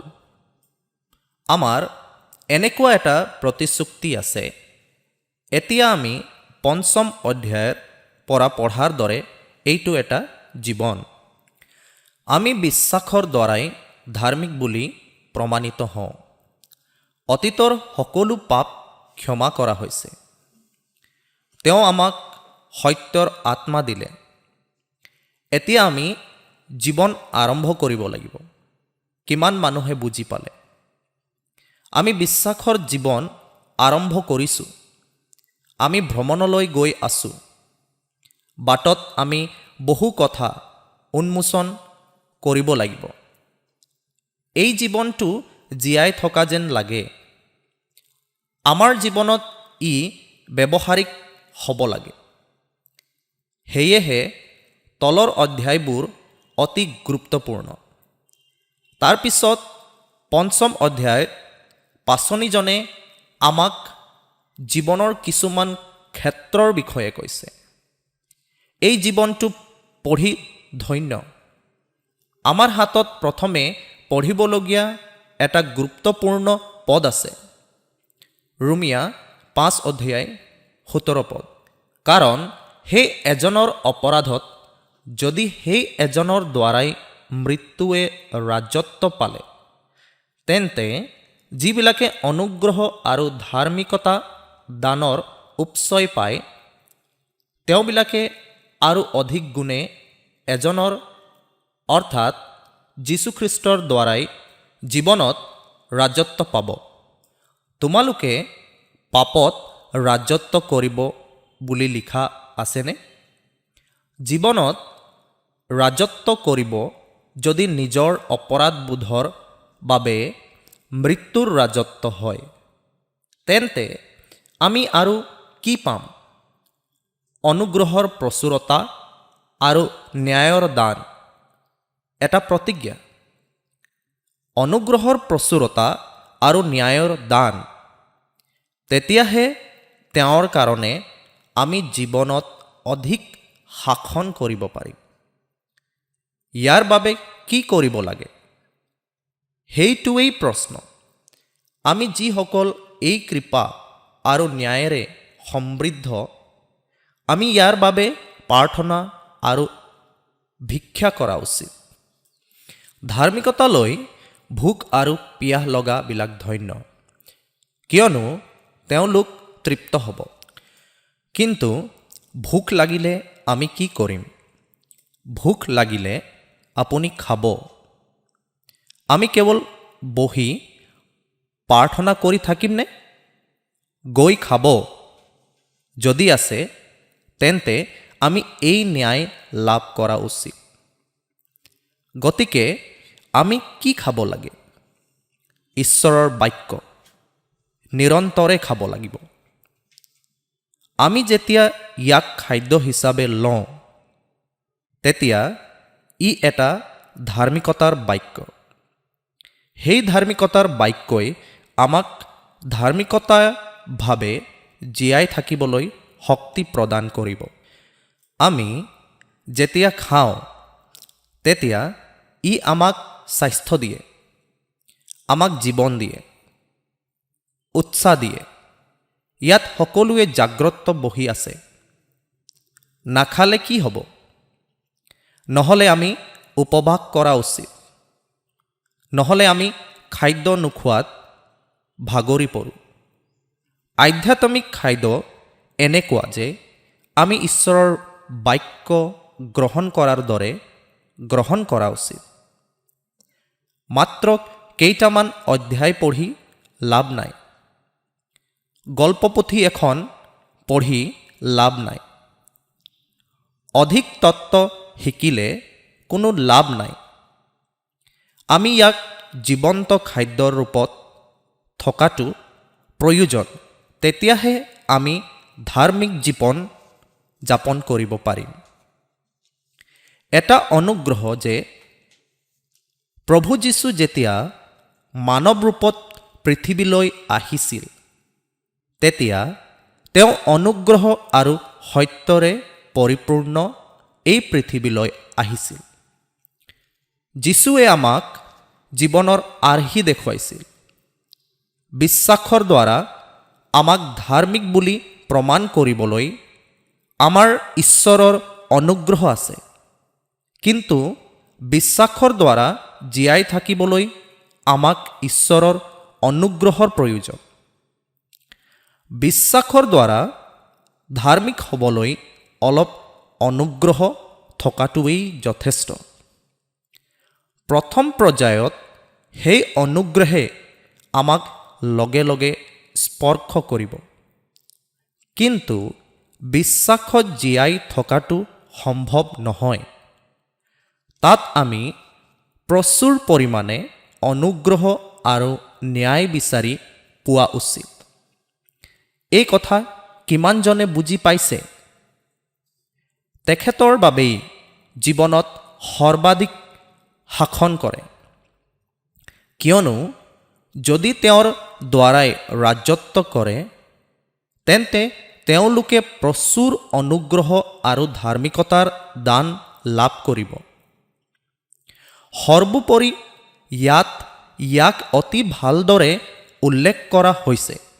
পাপৰ কথা আহিলে অপৰাধীজনৰ কাৰণে মৃত্যুৱে ৰাজত্ব কৰে, আৰু যিসকলে প্ৰচুৰ অনুগ্ৰহ আৰু ধাৰ্মিকতাৰ দান লাভ কৰে তেওঁলোকে তেওঁৰ কাৰণে অধিক হয়। এইটো নহয় যে মই ইয়াক ভাল নাপাওঁ। ইয়াত পাপৰ কোনো স্থান আছেনে?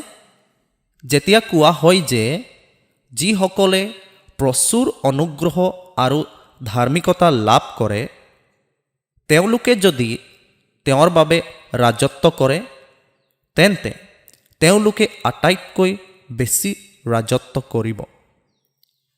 তাত পাপৰ কোনো স্থান নাই। আমি এতিয়া সাধাৰণতে কোৱাৰ দৰে পাপ ইমানেই কঠিন যে ইয়াক জয় কৰাটো অতি কঠিন। আমি পৃথিৱীত বাস কৰোঁ, তাৰ পিছত তেওঁ তালৈ কিছু ষ্টেটাছ আনিব। তেওঁ মনত পেলাইছে যে আমি ধূলি। এই সকলোবোৰ কিয়? আমি পাপৰ বাবে এটা অজুহাত উলিয়াওঁ। সেয়া ইয়াত কোৱা হোৱা নাই। পাপে ৰাজত্ব কৰে। কিন্তু যদি আপুনি ঈশ্বৰৰ অনুগ্ৰহ আৰু ধাৰ্মিকতাৰ প্ৰচুৰতা লাভ কৰে তেন্তে আপুনি জীৱনৰ ওপৰত শাসন কৰিব। হে খ্ৰীষ্ট, কেৱল খ্ৰীষ্টৰ সৈতে এইটো আমি বিশ্বাসৰ দ্বাৰা গ্ৰহণ কৰিব লাগিব। মই এতিয়াও মনত পেলাইছোঁ, মই ক্লাছ দি থাকোঁতে মেংগলৰত কি বুজাইছিলোঁ। তাৰ পিছত জিহুৱাৰ সেৱকৰ এজন প্ৰিয় বন্ধু মোৰ ওচৰলৈ আহি মোক সুধিলে, পাষ্টৰে মোক কৈছিল যে ই মাত্ৰ আবিৰ্ভাৱ হৈছে। তেতিয়া ভাল লাগে যেতিয়া তেওঁ মোৰ ফালে চাই কয় যে মই জানো এই মানুহজনে নিজৰ জীৱনৰ ওপৰত শাসন কৰিবলৈ ওলাইছে। যদি আছে তেন্তে এই পাপ আঁতৰাবলৈ মোৰ ওপৰত মোৰ এটা শক্তি আছে। যেতিয়া আমি অনুগ্ৰহ আৰু ন্যায়ৰ প্ৰচুৰতা লাভ কৰোঁ তেতিয়া আমি ইয়াক বিচাৰিব লাগিব।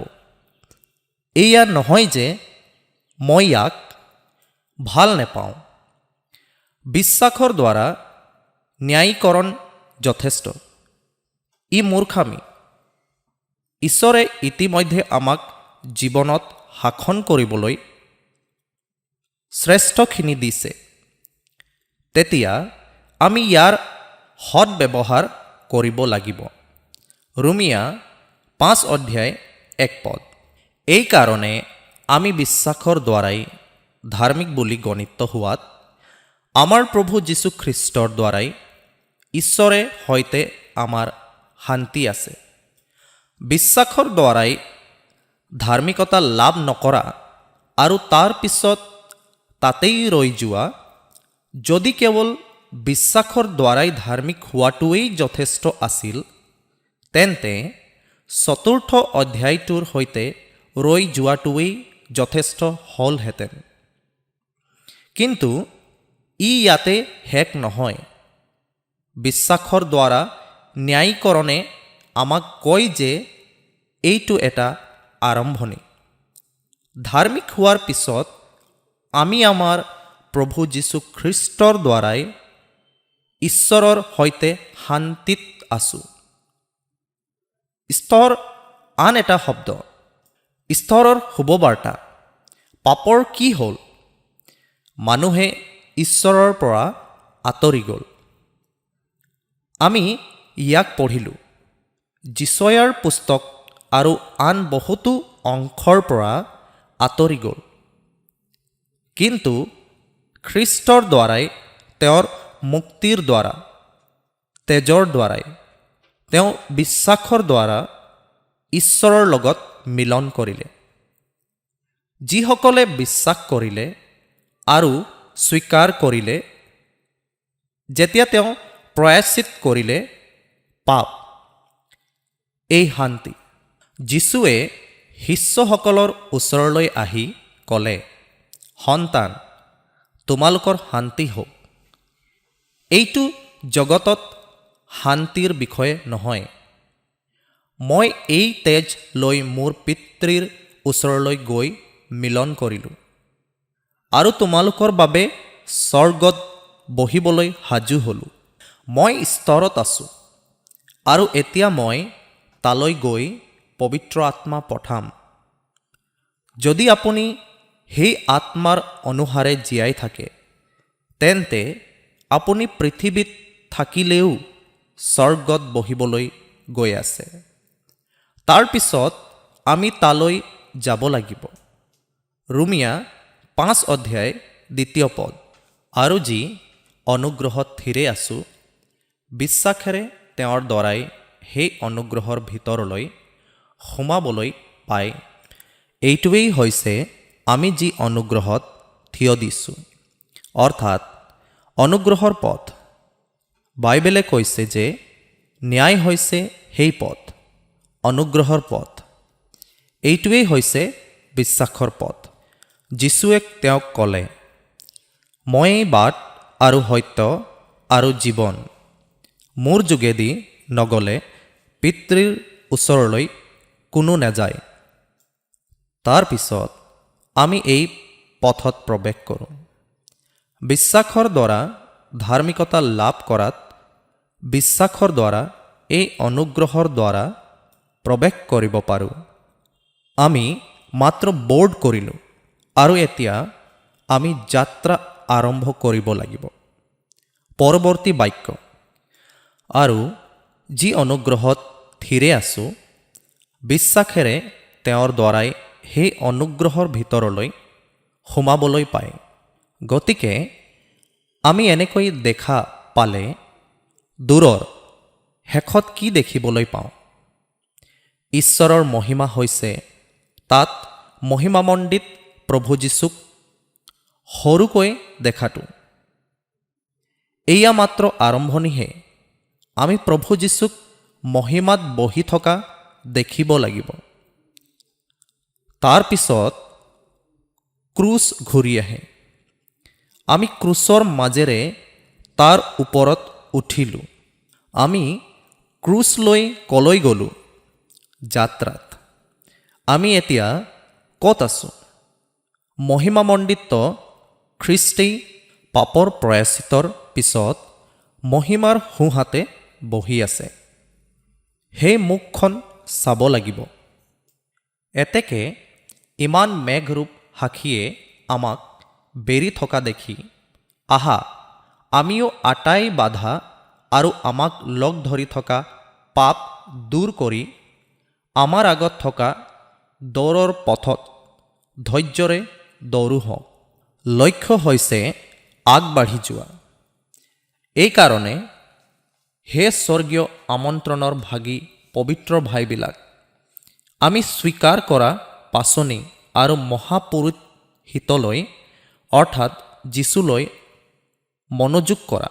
পিতৃৰ সোঁহাতে বহি থকা মহিমাময়ী যীশুক আপোনাক সম্পূৰ্ণৰূপে উদ্ধাৰ কৰিব পৰা যীশুৰ সোণালী মুখ আপোনাক নিখুঁত কৰিব পৰা যীচুক চাবলৈ আৰু আগবাঢ়ি যাওক।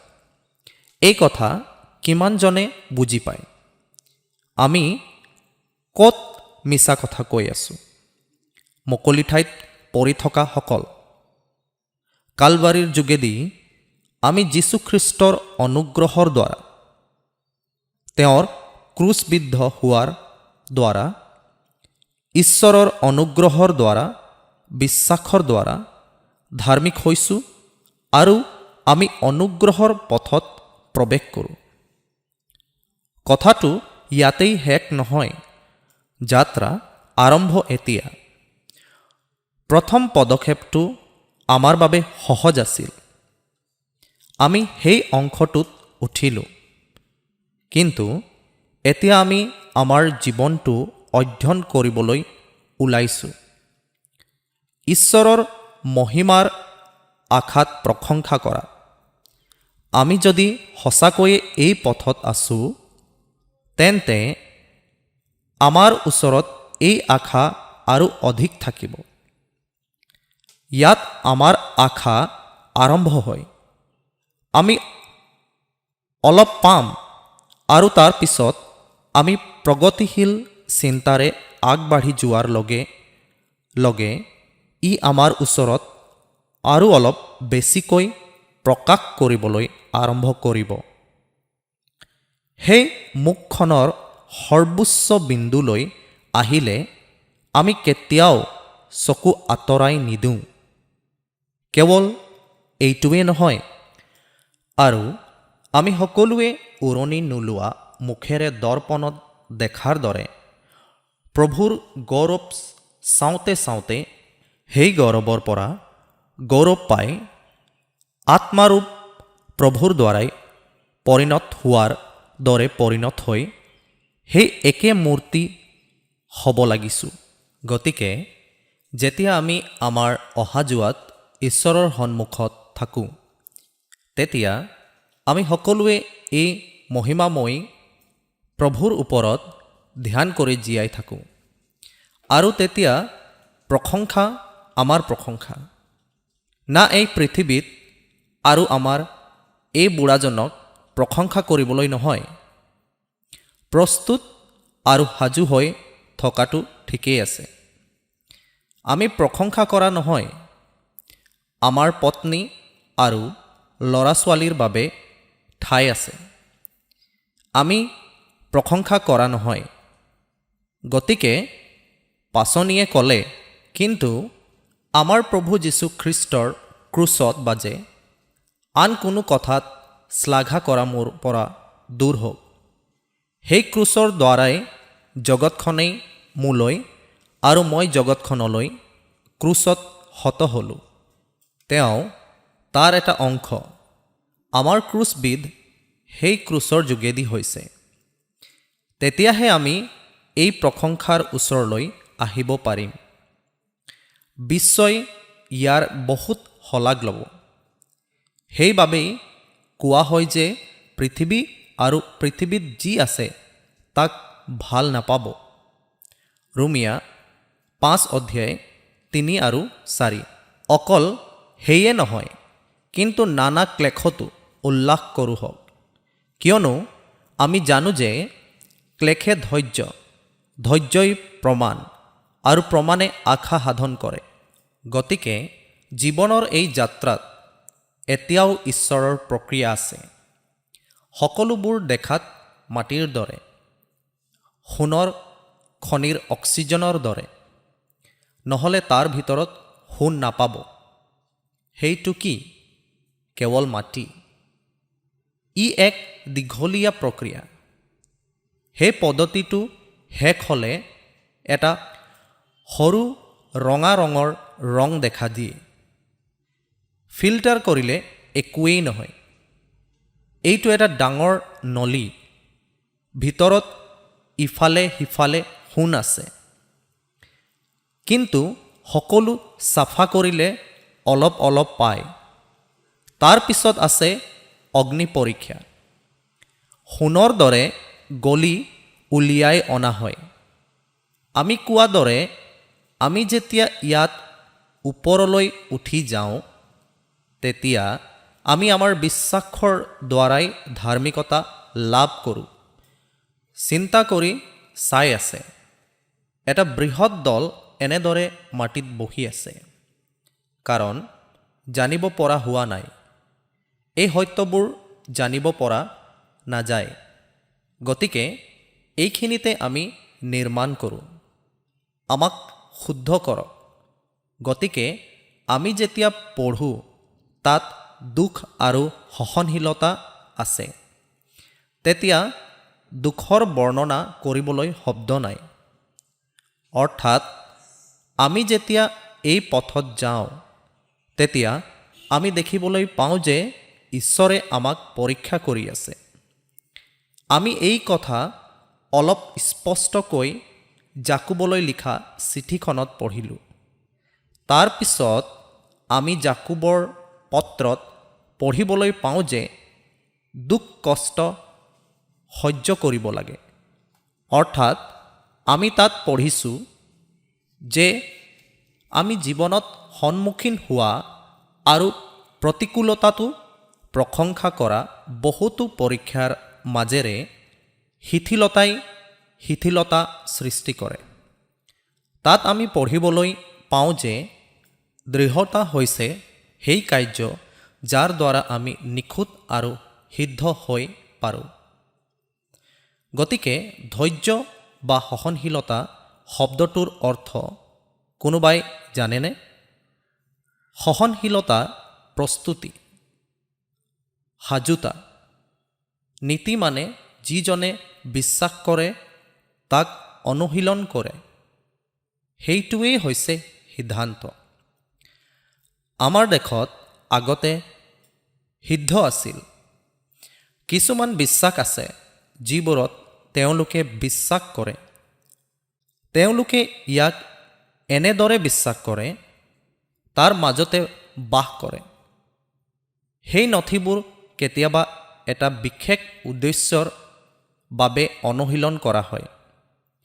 কিছুমান মন্ত্ৰালয়ে দেখিব বা তেওঁ কিছুমান ক্ষেত্ৰত চাব।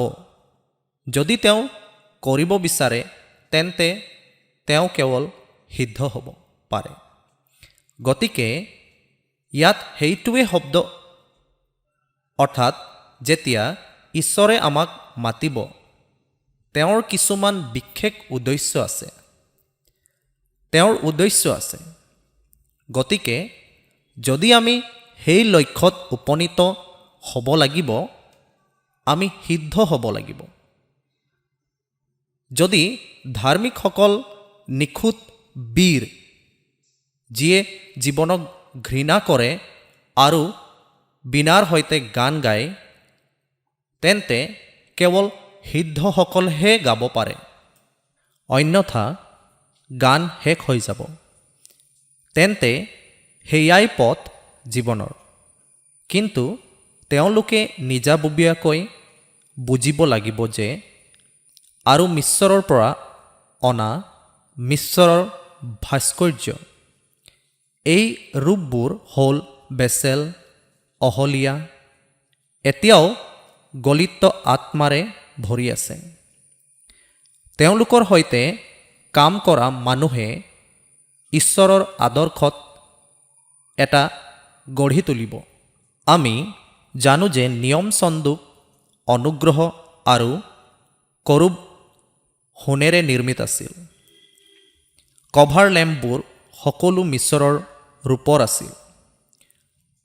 অৱশ্যে ইয়াক জুইত জ্বলাই শ্বাসৰুদ্ধ কৰা উচিত, তেতিয়াহে বেলেগ হ'বলৈ কৰিব পাৰি। যেতিয়া কয় ইয়াক মুচিৰ পৰা পৃথক বুলি কোৱা হয়। আদৰ্শৰ বাবে আমাৰ হাতত মিছৰীয়াজন থাকিব। আমিয়ে ইয়ালৈ আহিছোঁ পৃথিৱীৰ পৰা, তেতিয়া ৰূপটো আগৰ নিচিনা হৈ যায়। বিশ্বাসৰ দ্বাৰাই আমাৰ ভিতৰত কিছুমান কথা ঘটিছিল, কিন্তু ৰূপ আমাৰ মন, আমাৰ ইচ্ছা, আমাৰ আবেগ আমাৰ শৰীৰৰ অংগসমূহ, এই সকলোবোৰ যীশুৱে নিৰ্ধাৰণ কৰা আৰ্হিত গঠিত হ'ব লাগিব।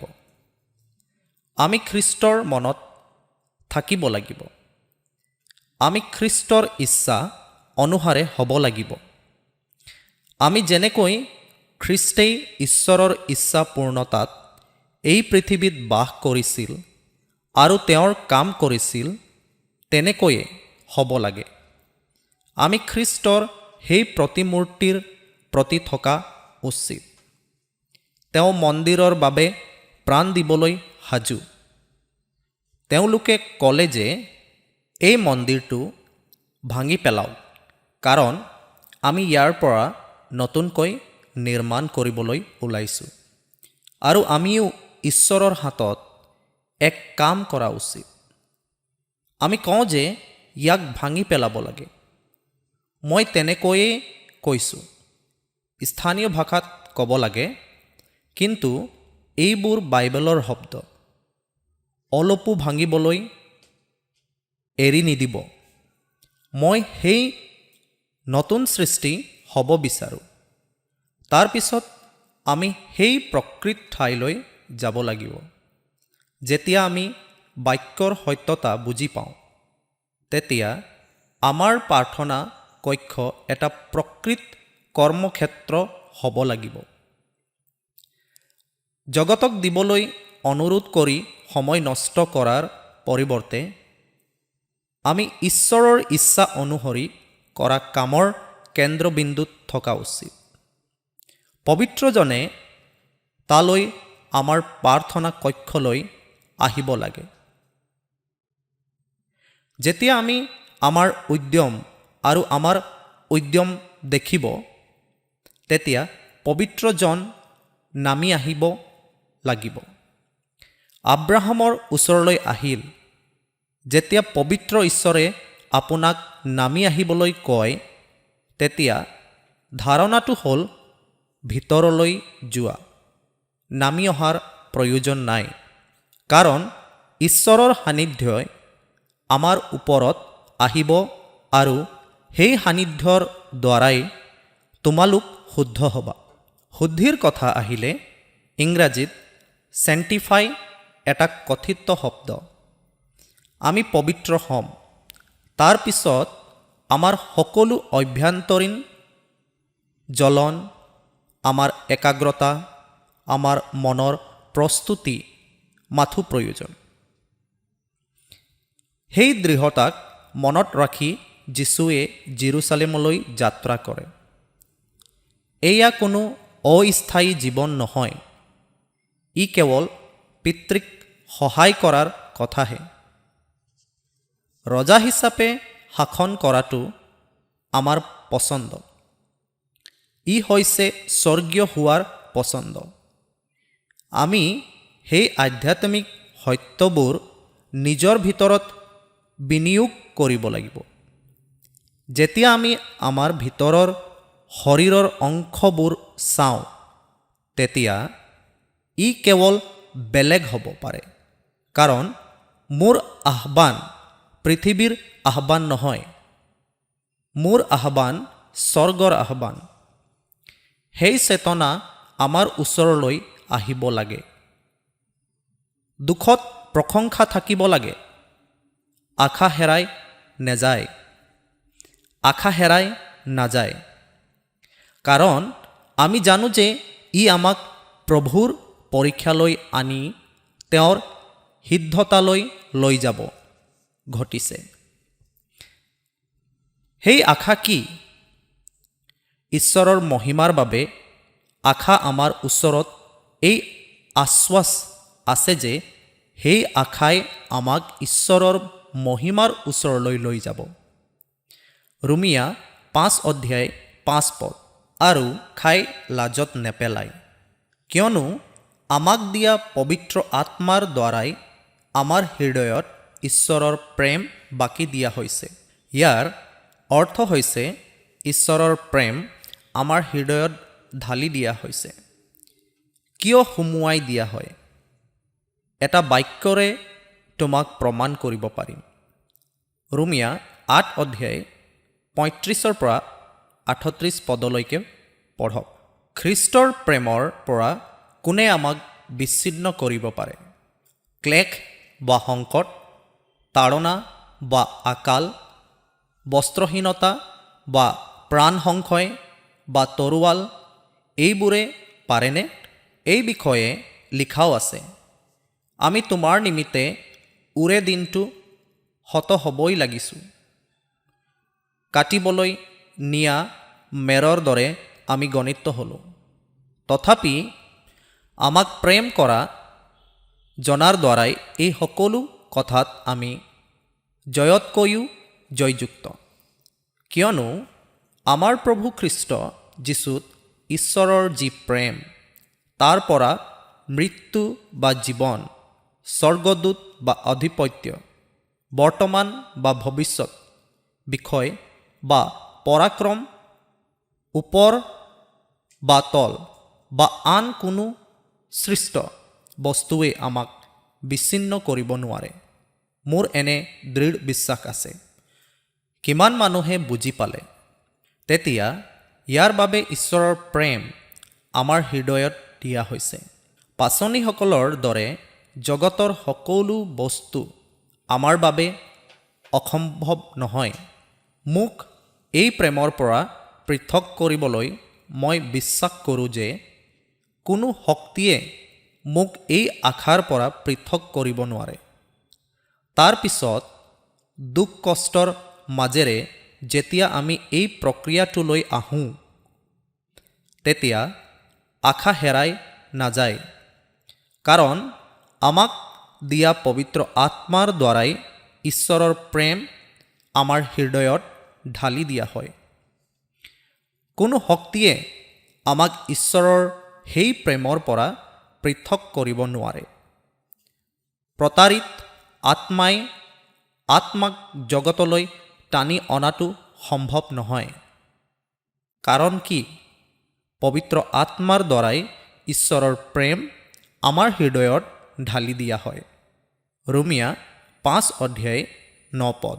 এতেকে এতিয়া খ্ৰীষ্টৰ তেজেৰে ধাৰ্মিক বুলি গণিত হোৱাত কিমান অধিক গুণে আমি তেওঁৰ দ্বাৰাই ক্ৰোধৰ পৰা পৰিত্ৰাণ পাম। আহক আমি সকলোৱে গুৰুত্ব দিওঁ। তেওঁৰ তেজৰ দ্বাৰাই ন্যায়পৰায়ণ হোৱাৰ পিছত তাৰ পিছত কিবা আছে নেকি? নে ই ন্যায্য? জীৱন শেষ নেকি? মই নাজানো। তাৰ পিছত আমি পঢ়োঁ যে আমি বিশ্বাসৰ দ্বাৰাই ধাৰ্মিক হৈছোঁ আৰু আমাৰ প্ৰভু যীশু খ্ৰীষ্টৰ দ্বাৰাই ঈশ্বৰৰ সৈতে শান্তিত আছোঁ। ইয়াত 9 পদত ৰোমিয়াসকললৈ লিখা পত্ৰৰ 5 অধ্যায়টো আছে। এতেকে এতিয়া খ্ৰীষ্টৰ তেজেৰে ধাৰ্মিক বুলি গণিত হোৱাত কিমান অধিক গুণে আমি তেওঁৰ দ্বাৰাই ক্ৰোধৰ পৰা পৰিত্ৰাণ পাম। ইয়াৰ পিছত খং উঠিছে নেকি? তাত আছে, যদি আপুনি যীশুখ্ৰীষ্টৰ দ্বাৰা জীয়াই নাথাকে, তেন্তে ক্ৰোধ আছে। এয়া আকৌ পাপ। আমি 2টা পদ পঢ়িম যিবোৰ ঈশ্বৰৰ বাক্যত অতি স্পষ্ট। আমি এটা পঢ়িলোঁ, যদি আমি যীশুৰ দ্বাৰা জীয়াই নাথাকোঁ আৰু কওঁ যে আমি যীশুৰ দ্বাৰা জীয়াই থাকোঁ, তেন্তে তেওঁ সত্যৰ আত্মাৰ লগত কথা ক'লে তেওঁ কিমান বেছি ক্ৰোধৰ পৰা হাত সাৰিব পাৰিব, যিজন যীশুৰ আত্মা। সেই পদটো কিমান মানুহে বুজি পাইছে? ৰোমিয়া 5 অধ্যায় 10 পদ। কিয়নো যেতিয়া শত্ৰু আছিলোঁ, তেতিয়া ঈশ্বৰৰ পুত্ৰৰ মৃত্যুৰ দ্বাৰাই যদি আমি ঈশ্বৰে সৈতে মিল হ'লোঁ, তেন্তে মিল হোৱাত কিমান অধিক গুণে তেওঁৰ জীৱনৰে পৰিত্ৰাণ পাম। তাত নাথাকে। সেই স্তৰলৈ আহিলে হালেলুয়া। এতিয়া মই জীয়াই থাকিম মোৰ ইচ্ছামতে। ঈশ্বৰে সকলো কৰিছে, সমাপ্ত হৈছে। যদি আপুনি যীশুৰ দ্বাৰাই জীয়াই নাথাকে, তেন্তে আপুনি যদি বাক্যৰ আজ্ঞা অনুসৰি জীয়াই নাথাকে, তেন্তে আপুনি অসম্পূৰ্ণ হ'ব। কিন্তু এইটো আন এটা পৰিশোধন। যীশু পিতৃৰ ইচ্ছা সম্পূৰ্ণ উৎপাদন হিচাপে শেষ হৈছে। কিন্তু এই কথা কোনেও বুজি নাপায়। যীশুৱে পৃথিৱীত যি কৰিবলৈ আজ্ঞা দিছিল তাকে কৰিলে, মাত্ৰ আধাহে হৈছে। এতিয়া স্বৰ্গত এটা কৰ্ম আছে। এই কথা কিমানজনে বুজি পায়? যেতিয়া আমি পৃথিৱীত কাম কৰিবলৈ আহ্বান কৰা হয়, তেতিয়া আমি পাপৰ পৰা মুক্ত হৈ আদম আৰু হাৱাত থকা বহুতো ৰাজ্য। এজন মানুহে কালভাৰীৰ ক্ৰুচৰ পৰা আদামক ক্ৰুচত দিলে। তেওঁ আমাৰ পাপ নিজৰ দেহত বহন কৰি আমাক সকলোকে ক্ষমা কৰিলে। ধৈৰ্যই তেজৰ সহায়ত সম্ভৱ কৰি তুলিলে। আৰু তাৰ পিছত এই তেজ দেখি আমাৰ তেজৰ ওপৰত বহুতো অধিকাৰ আছে। নতুন নিয়মৰ তেজৰ দ্বাৰাই যিকোনো ব্যক্তিয়ে পৰম পবিত্ৰ স্থানত প্ৰৱেশ কৰিব পাৰে। এই শব্দটো তেজৰ দ্বাৰা মুক্ত হয়। এনে নতুন ব্যৱস্থা আমাৰ ভিতৰত আছে। গতিকে তেজৰ বহু ক্ষেত্ৰ আছে।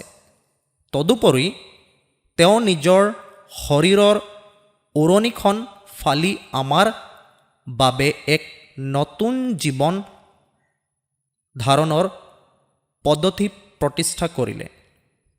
গতিকে এইটোৱেই হৈছে তেওঁ কৰা পৃথিৱীৰ আটাইতকৈ গুৰুত্বপূৰ্ণ পৰিচাৰ্য। তদুপৰি পিতৃৰ কথা প্ৰকাশ পাইছে। আমাক পৰামৰ্শ দিলে। তেওঁ আমাক এটা জীৱনৰ আৰ্হি দেখুৱাইছিল। এই সকলো কৰ্ম পৃথিৱীত আমাৰ বাবে। আমাক এতিয়া স্বৰ্গ বনাই দিয়ক। যদি আপুনি স্বৰ্গীয় হ'ব বিচাৰে, তেন্তে পুনৰুত্থান হৈছে এক পাৰ্থিৱ কাৰ্য। কিন্তু প্ৰায়শ্চিত হৈছে স্বৰ্গত সংঘটিত হোৱা এক কাৰ্য। কাৰণ আমি মহাপুৰোহিত বা মহান ঈশ্বৰৰ ওচৰলৈ যাব লাগিব, তেজ লৈ সিংহাসনত যাব লাগিব। তেতিয়া স্বৰ্গত আটাইতকৈ দূৰত্ব কামটো হ'ল আমাৰ বাবে পবিত্ৰ আত্মা পঠোৱা। কিয়? সেই মহিমাত প্ৰভুৰ সৈতে সংযোগ স্থাপন কৰিবলৈ। যিসকলে এই পবিত্ৰ আত্মাত জীয়াই নাথাকে, তেওঁলোকৰ কি হ'ব মই নাজানো। বহু বছৰ এনেকৈয়ে থাকিলোঁ। সকলো অথলে গ'ল। কিমান মানুহে বুজি পায়? এই সকলোবোৰ কওঁতে মোৰ আত্মা এইদৰে উত্তেজিত হৈ পৰে। যিকোনো সময়তে আমি কেৱল ক্ৰুচ বুলি সকলো সময়তে ক'ব নোৱাৰোঁ। ঈশ্বৰৰ সন্তান, ক্ৰুচৰ পিছত এটা ডাঙৰ কাম কৰিবলগীয়া আছে। পুনৰুত্থান ক্ৰুচৰ পিছত হয়। পুনৰুত্থানৰ পিছত যেতিয়া আমি স্বৰ্গলৈ যাওঁ, তেতিয়া পবিত্ৰ আত্মা আমাক দিয়া হয়। তেওঁ স্বৰ্গলৈ যাব লাগিব। আপুনি তাত কেৱল মহাপুৰোহিত হিচাপে বহিব পাৰে। সেইটোৱেই আটাইতকৈ ডাঙৰ পদ। তেওঁ দেহৰ ৰূপত এই পৃথিৱীলৈ আহি ইয়াত সকলো বেয়া কাম সম্পূৰ্ণ কৰিলে আৰু ইয়াত কৰা সকলো বেয়া কাম বেয়া। ইয়াত প্ৰভু আছে, যিয়ে সকলোকে পাপত উদ্ধাৰ কৰিবলৈ এই সকলো পাপ দূৰ কৰে। এয়া বৰ বেয়া কাম। কিন্তু এতিয়া যেতিয়া তেওঁ পিতৃৰ সোঁহাতে স্বৰ্গত বহি আছে, সেয়ে তেওঁ স্বৰ্গত থকা কামবোৰ কৰে। তাত তেওঁ আমাক স্বৰ্গ কৰাৰ কাম কৰি আছে। যদি আপুনি সঠিকভাৱে কৰি আছে, তেন্তে আপুনি আৰু পিছলৈ চাই আগবাঢ়ি যোৱা নাই। মহিমাৰ যাত্ৰা বিশ্বাসৰ কৰ্তা আৰু সমাপ্তকাৰী যীশুৰ ফালে চাই এইটোৱেই আমাৰ প্ৰভুৱে এতিয়া স্বৰ্গত বহি বহুতো পুত্ৰক মহিমালৈ লৈ যোৱাৰ সময়ত এই কাম কৰি আছে। তেতিয়া তেওঁৰ তেজৰ দ্বাৰাই, কিয়নো যেতিয়া শত্ৰু আছিলোঁ, তেতিয়া ঈশ্বৰৰ পুত্ৰৰ মৃত্যুৰ দ্বাৰাই যদি আমি ঈশ্বৰে সৈতে মিল হ'লোঁ, তেন্তে মিল হোৱাত কিমান অধিক গুণে তেওঁৰ জীৱনৰে পৰিত্ৰাণ পাম। আমি যদি সেই জীৱনটো জীয়াই নাথাকোঁ, তেন্তে কি হ'ব? সেইটো এটা ডাঙৰ প্ৰশ্ন চিহ্ন, নহয়নে? তোমালোকে মাত্ৰ এই কথাটো বুজিব লাগিব। যীশুৰ জীৱন কেনেকৈ পাব? কোনে জয় কৰিব? পবিত্ৰ আত্মা। যোৱা আৰু অহাৰ সময়ত সকলো সামূহিক। গতিকে এতিয়া কি কৰিম? মই পবিত্ৰ আত্মাক অনুৰোধ নকৰোঁ, প্ৰভুক বিচাৰোঁ, হে প্ৰভু, মোক প্ৰকাশ কৰা। সেই অভ্যন্তৰীণ কণ্ঠটো বৰ শক্তিশালী। যদি আমি ইয়াক সাধন কৰিব পাৰোঁ, তেন্তে আমাৰ বহু সমস্যা সমাধান হ'ব। তেতিয়া তেওঁৰ জীৱনৰ যোগেদি আমাৰ ওচৰত এই বাক্য প্ৰকাশ হ'ব। শব্দই জীৱন। কেৱল শব্দ নহয়, বেয়া শব্দ নহয়, কাৰ্য শব্দ নহয়, বিজ্ঞান অধ্যয়নৰ বাবে শব্দ নহয়। এইটোৱেই আমি বিচৰা জীৱনৰ বাক্য। ভিতৰত যদি জীৱন থাকে, তেন্তে ঈশ্বৰৰ সন্তানসকলে শিকাবলৈ আৰু শিকাবলৈ আহিব। যেতিয়া ঈশ্বৰৰ সময় আহিব, তেতিয়া সকলো জীৱন পাৰ হৈ যাব। এই শব্দটো সজীৱ হৈ উঠিব। কেৱল ওলোটা শব্দ নহয়, তেওঁৰ মাজত জীৱন আছে, তেওঁৰ মাজত পৰিত্ৰাণ আছে। অন্ধৰ চকু মেলিব। সেই পথটোৱেই অনন্তকাললৈ লৈ যায়। তেওঁলোকে ইয়াৰ প্ৰথম বাৰ্তা লাভ কৰিব। ইয়াৰ বিষয়ে তেওঁলোকে মেছেজ পাই থাকিব।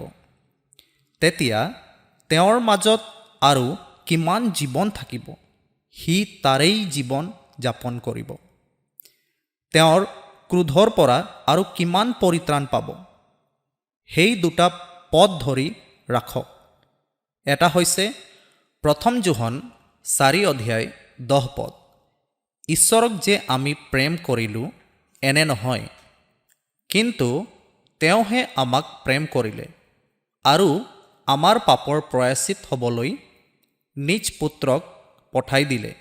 ইয়াতেই প্ৰেম আছে। এই কথা সকলোৱে মানি লয় আৰু কাকো পঢ়োৱাৰ প্ৰয়োজন নাই। অৰ্থাৎ যিজনে আমাৰ পাপৰ প্ৰায়শ্চিত্তৰ বাবে নিজৰ পুত্ৰক পঠাইছে, তেওঁ হৈছে প্ৰকৃত প্ৰেম। আমি আমাৰ পাপৰ সমাধান নহয়। আমি পঢ়িবলৈ পাওঁ যে ই আমাৰ কাম নহয়, ই যীশু খ্ৰীষ্টই কৰিছে। কিন্তু যদি আপুনি ইয়াক বিশ্বাস কৰে, তেন্তে আপুনিও পৰৱৰ্তী পদটোত বিশ্বাস কৰা উচিত। 1 যোহনৰ 4:9। ঈশ্বৰৰ এজাক পুত্ৰৰ দ্বাৰাই আমি জীৱন লাভ কৰিবলৈ ঈশ্বৰে যে তেওঁক জগতলৈ পঠালে, ইয়াতে আমালৈ ঈশ্বৰৰ প্ৰেম প্ৰকাশিত হ'ল। তেতিয়া প্ৰেমে আমাক দুটা মাত্ৰাত দেখুৱাই দিয়ে। এটা হৈছে আমাৰ পাপৰ প্ৰায়শ্চিত, যীশুখ্ৰীষ্টৰ দ্বাৰা পাপৰ ক্ষমা। ইয়াতেই ৰৈ নাথাকিব, পৰৱৰ্তী প্ৰতিশ্ৰুতি লাভ কৰিব লাগিব। সেইটো কি? কিয়নো ঈশ্বৰে জগতক ইমানেই প্ৰেম কৰিলে যে তেওঁ নিজৰ একমাত্ৰ পুত্ৰক দান কৰিলে, যাতে যিজনে তেওঁক বিশ্বাস কৰে তেওঁ বিনষ্ট নহয়, কিন্তু অনন্ত জীৱন পায়। এয়া আমাৰ প্ৰতিশ্ৰুতি। আশাৰ বিপৰীত কথাত বিশ্বাস কৰিব লাগিব। কোনো প্ৰশ্ন কৰা হোৱা নাই। যদি আপুনি যীশুখ্ৰীষ্টৰ দ্বাৰাই পাপৰ ক্ষমাত বিশ্বাস কৰে, তেন্তে আপুনিও বিশ্বাসৰ দ্বাৰা যীশুখ্ৰীষ্টৰ জীৱন জীয়াই থাকিব লাগিব। যদি আপুনি বিশ্বাস কৰিব নোৱাৰে, যদি মই বিশ্বাস কৰিব নোৱাৰোঁ, তেন্তে মই সন্দেহ কৰোঁ প্ৰথম বিশ্বাসটো সঁচা। যিকোনো ব্যক্তিয়ে মোক যীশুখ্ৰীষ্টৰ তেজৰ দ্বাৰা ত্ৰাণকৰ্তা বুলি ক'ব পাৰে। যদি আমি ইয়াক বিশ্বাস কৰোঁ, যদি ই আমাৰ জীৱনৰ বাস্তৱতা, তেন্তে নিশ্চয় আমি ইয়াৰ দ্বাৰা জীয়াই আছোঁ, বা আমাৰ প্ৰতিজ্ঞা হৈছে তেওঁৰ আত্মা, সত্যৰ আত্মাই জীয়াই থকা জীৱন। মই ইয়াক পাব লাগিব। এই পথটো মোৰ বাবে ঈশ্বৰে পঢ়ি আবৃত্তি কৰাৰ প্ৰয়োজন। পবিত্ৰজন মোৰ প্ৰতিজ্ঞা এটা সোঁৱৰণিৰে জাগ্ৰত কৰিব লাগিব। এই মধ্যস্থকাৰী প্ৰাৰ্থনা বহুতো ভৱিষ্যদ্বাণীমূলক কিতাপত পোৱা যায়। সেইদৰেই আমাক সোঁৱৰাই দিয়া উচিত। তাত লিখিবলৈ বৰ কঠিন। ঈশ্বৰে পাহৰি যায় নেকি? মই নাজানো। ঈশ্বৰৰ কোনো পাহৰণি নাই। ঈশ্বৰে জানে যে ঈশ্বৰে কাম কৰিব পাৰে যেতিয়া তেওঁৰ সন্তানে তেওঁৰ বাবে ভিক্ষা কৰে আৰু টোকৰ মাৰে। ইয়াতেই ঈশ্বৰৰ কাম কৰিবলৈ আমাৰ হৃদয়ৰ দুৱাৰ মুকলি হয়। আহকচোন ৫ম অধ্যায়লৈ। এইখিনিতে আমি সেই অন্যান্য অনুশীলন সকলোতে বিচাৰি পাওঁ, অৰ্থাৎ ৰোমিয়া পত্ৰৰ ৫ অধ্যায়ৰ ১৫ পদত কোৱাৰ দৰে। কিন্তু অপৰাধ যেনে অনুগ্ৰহৰ বৰ তেনে নহয়। কিয়নো এজনৰ অপৰাধৰ কাৰণে যদি অনেকৰ মৃত্যু হ'ল, তেন্তে কিমান অধিক গুণে ঈশ্বৰৰ অনুগ্ৰহ আৰু অনুগ্ৰহৰ দান, এই দুয়ো এজনা মানুহৰ অৰ্থাৎ যীশুখ্ৰীষ্টৰ অনুগ্ৰহত অনেকলৈ উপচি পৰিল। অলপ বেছি হৈ পৰিছে নেকি? নিচেই সৰহভাগ। ইমান অনুগ্ৰহ লাভ কৰিলে কেনেকুৱা হ'ব? আমি কওঁ, ইয়াত থাকিব নোৱাৰোঁ, অলপ অনুগ্ৰহ কৰক, আৰু মই যিমানেই পাপ নকৰোঁ কিয় মোক স্বৰ্গলৈ লৈ যাব। ঈশ্বৰৰ সন্তান নহয়। এটা অঞ্চল আছে য'ত আমি অনুগ্ৰহৰ অধীনত আছোঁ। অনুগ্ৰহ অসীম। তেতিয়া অনুগ্ৰহৰ দান বহুতৰ বাবে অত্যাধিক হৈ পৰিছে। ৰোমিয়া ৫ অধ্যায় ১৬ৰ পৰা ১৭ পদলৈকে। আৰু পাপ কৰা এজনৰ দ্বাৰাই যেনে হ'ল, অনুগ্ৰহৰ দান তেনে নহয়। কিয়নো এজনৰ পৰাই দণ্ডলৈ ৰায় দিয়া হ'ল, কিন্তু অনেক অপৰাধৰ পৰাই ধাৰ্মিকতালৈ অনুগ্ৰহৰ বৰ দিয়া হ'ল। কাৰণ সেই এজনৰ অপৰাধত যদি সেই এজনৰ দ্বাৰাই মৃত্যুৱে ৰাজত্ব পালে, তেন্তে যিবিলাকে অনুগ্ৰহ আৰু ধাৰ্মিকতা দানৰ উপচয় পায়, তেওঁবিলাকে আৰু অধিক গুণে এজনৰ অৰ্থাৎ যীশুখ্ৰীষ্টৰ দ্বাৰাই জীৱনত ৰাজত্ব পাব। তেতিয়া আমি জানো তাত আমাক কি দেখুৱাইছে। আমি সাধাৰণতে পাপক মহান বুলি চাওঁ। সেই পাপৰ পৰা মুক্ত হোৱাটো মোৰ বাবে কঠিন। ঈশ্বৰ সকলো জানে, আমাৰ দুৰ্বলতাক সমৰ্থন কৰে। এই সকলোবোৰ সঁচা, কিন্তু আমি ইয়াৰ বাবে ভিক্ষা কৰিছোঁনে? এই অংশটোত কিমান নাম পঢ়া হৈছে? অৰ্থাৎ বহু ঠাইত লিখা আছে যে অনুগ্ৰহ আৰু পাপ একে নহয়। অৰ্থাৎ অনুগ্ৰহৰ কেতিয়াবা সন্তানৰ পাপ দূৰ কৰাৰ ক্ষমতা থাকে। পাপ আৰু অনুগ্ৰহ একে বস্তু নহয়। মই জানো যে পাপে ৰাজত্ব কৰে, পাপত শক্তি আছে, কিন্তু মোৰ কৃপা তাতকৈ বহু বেছি। অতিমাত্ৰা ব্যৱহাৰ কৰা হয়। আমি জানো যে পাচনি পৌলে নিজৰ প্ৰকাশৰ অতিৰিক্ততাত লৈ গৌৰৱ নকৰিবলৈ নিজৰ শৰীৰত নিজকে এটা ডেগাৰ দিছিল। তেওঁক ছুৰীৰে আঘাত কৰিবলৈ দিয়া হৈছে এজন স্বৰ্গদূত। শয়তানৰ এজন দূতক ছুৰীৰে আঘাত কৰাৰ সুযোগ পোৱাটো অতি কঠিন পৰিস্থিতি। পাচনিয়ে ইয়াক আঁতৰোৱাবৰ বাবে 3 বাৰ প্ৰাৰ্থনা কৰিছিল, কিন্তু ইয়াৰ উত্তৰ 2 কৰিন্থীয়া 12 অধ্যায় 9 পদত দিয়া হৈছিল।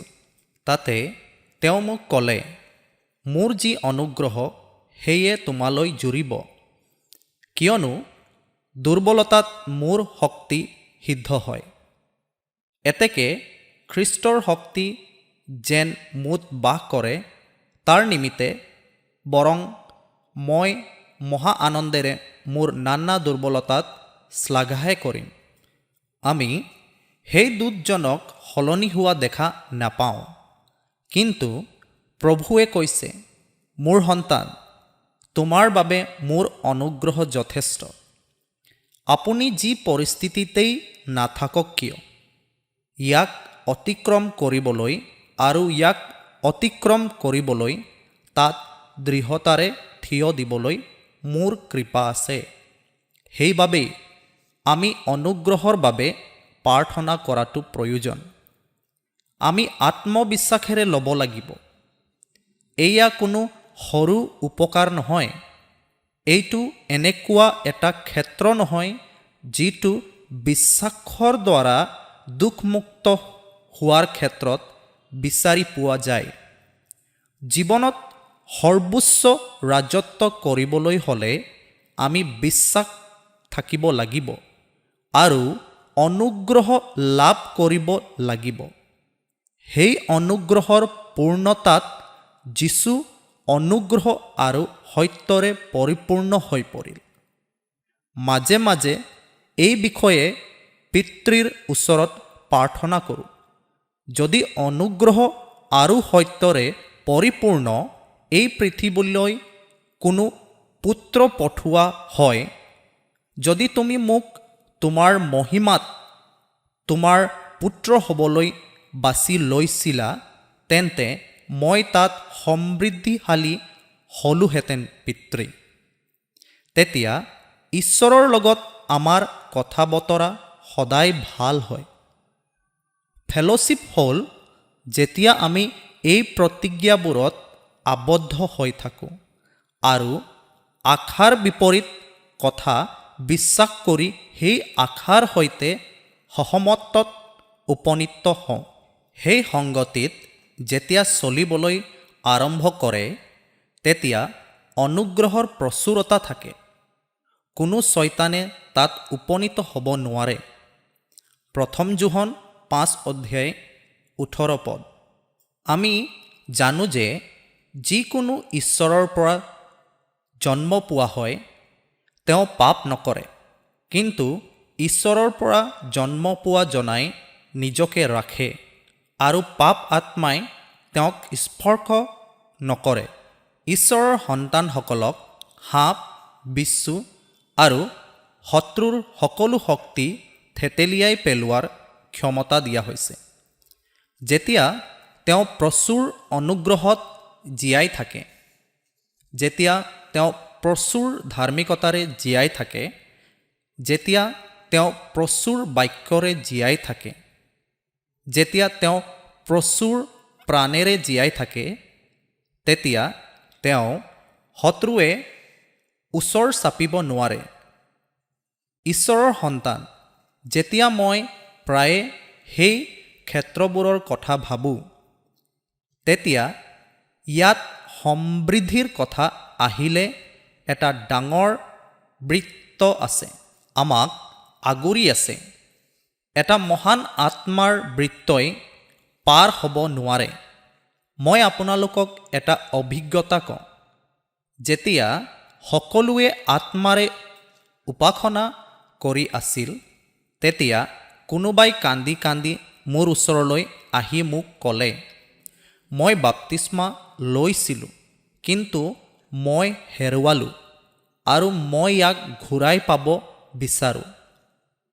মই তেওঁক উপবাস আৰু প্ৰাৰ্থনা কৰিবলৈ ক'লোঁ। সেইদিনা সন্ধিয়াৰ উপাসনাত ঈশ্বৰৰ পবিত্ৰ আত্মা অতিশয় শক্তিশালীভাৱে আহিছিল। তেওঁ কৈছিল যে পবিত্ৰ আত্মাই মহাশক্তিলৈ অহাৰ আগতে আন এটা শক্তিয়ে তেওঁক এৰি থৈ গৈছিল। এটা শক্তি হঠাতে নুমাই যায়। ঈশ্বৰৰ আত্মাৰ শক্তিয়ে উচ্চ মাতেৰে বিভিন্ন ভাষা কয়। তেওঁ কথা কওঁতে তেওঁ দেখিব পাৰে যে তেওঁ এৰি থৈ যোৱা শক্তিটো ঘূৰি আহিছে। কিন্তু যেতিয়া তেওঁ বৃত্তৰ দৰে তাত উপস্থিত হয়, তেতিয়া তেওঁ সেই শক্তিটো যোৱা দেখিব পাৰে।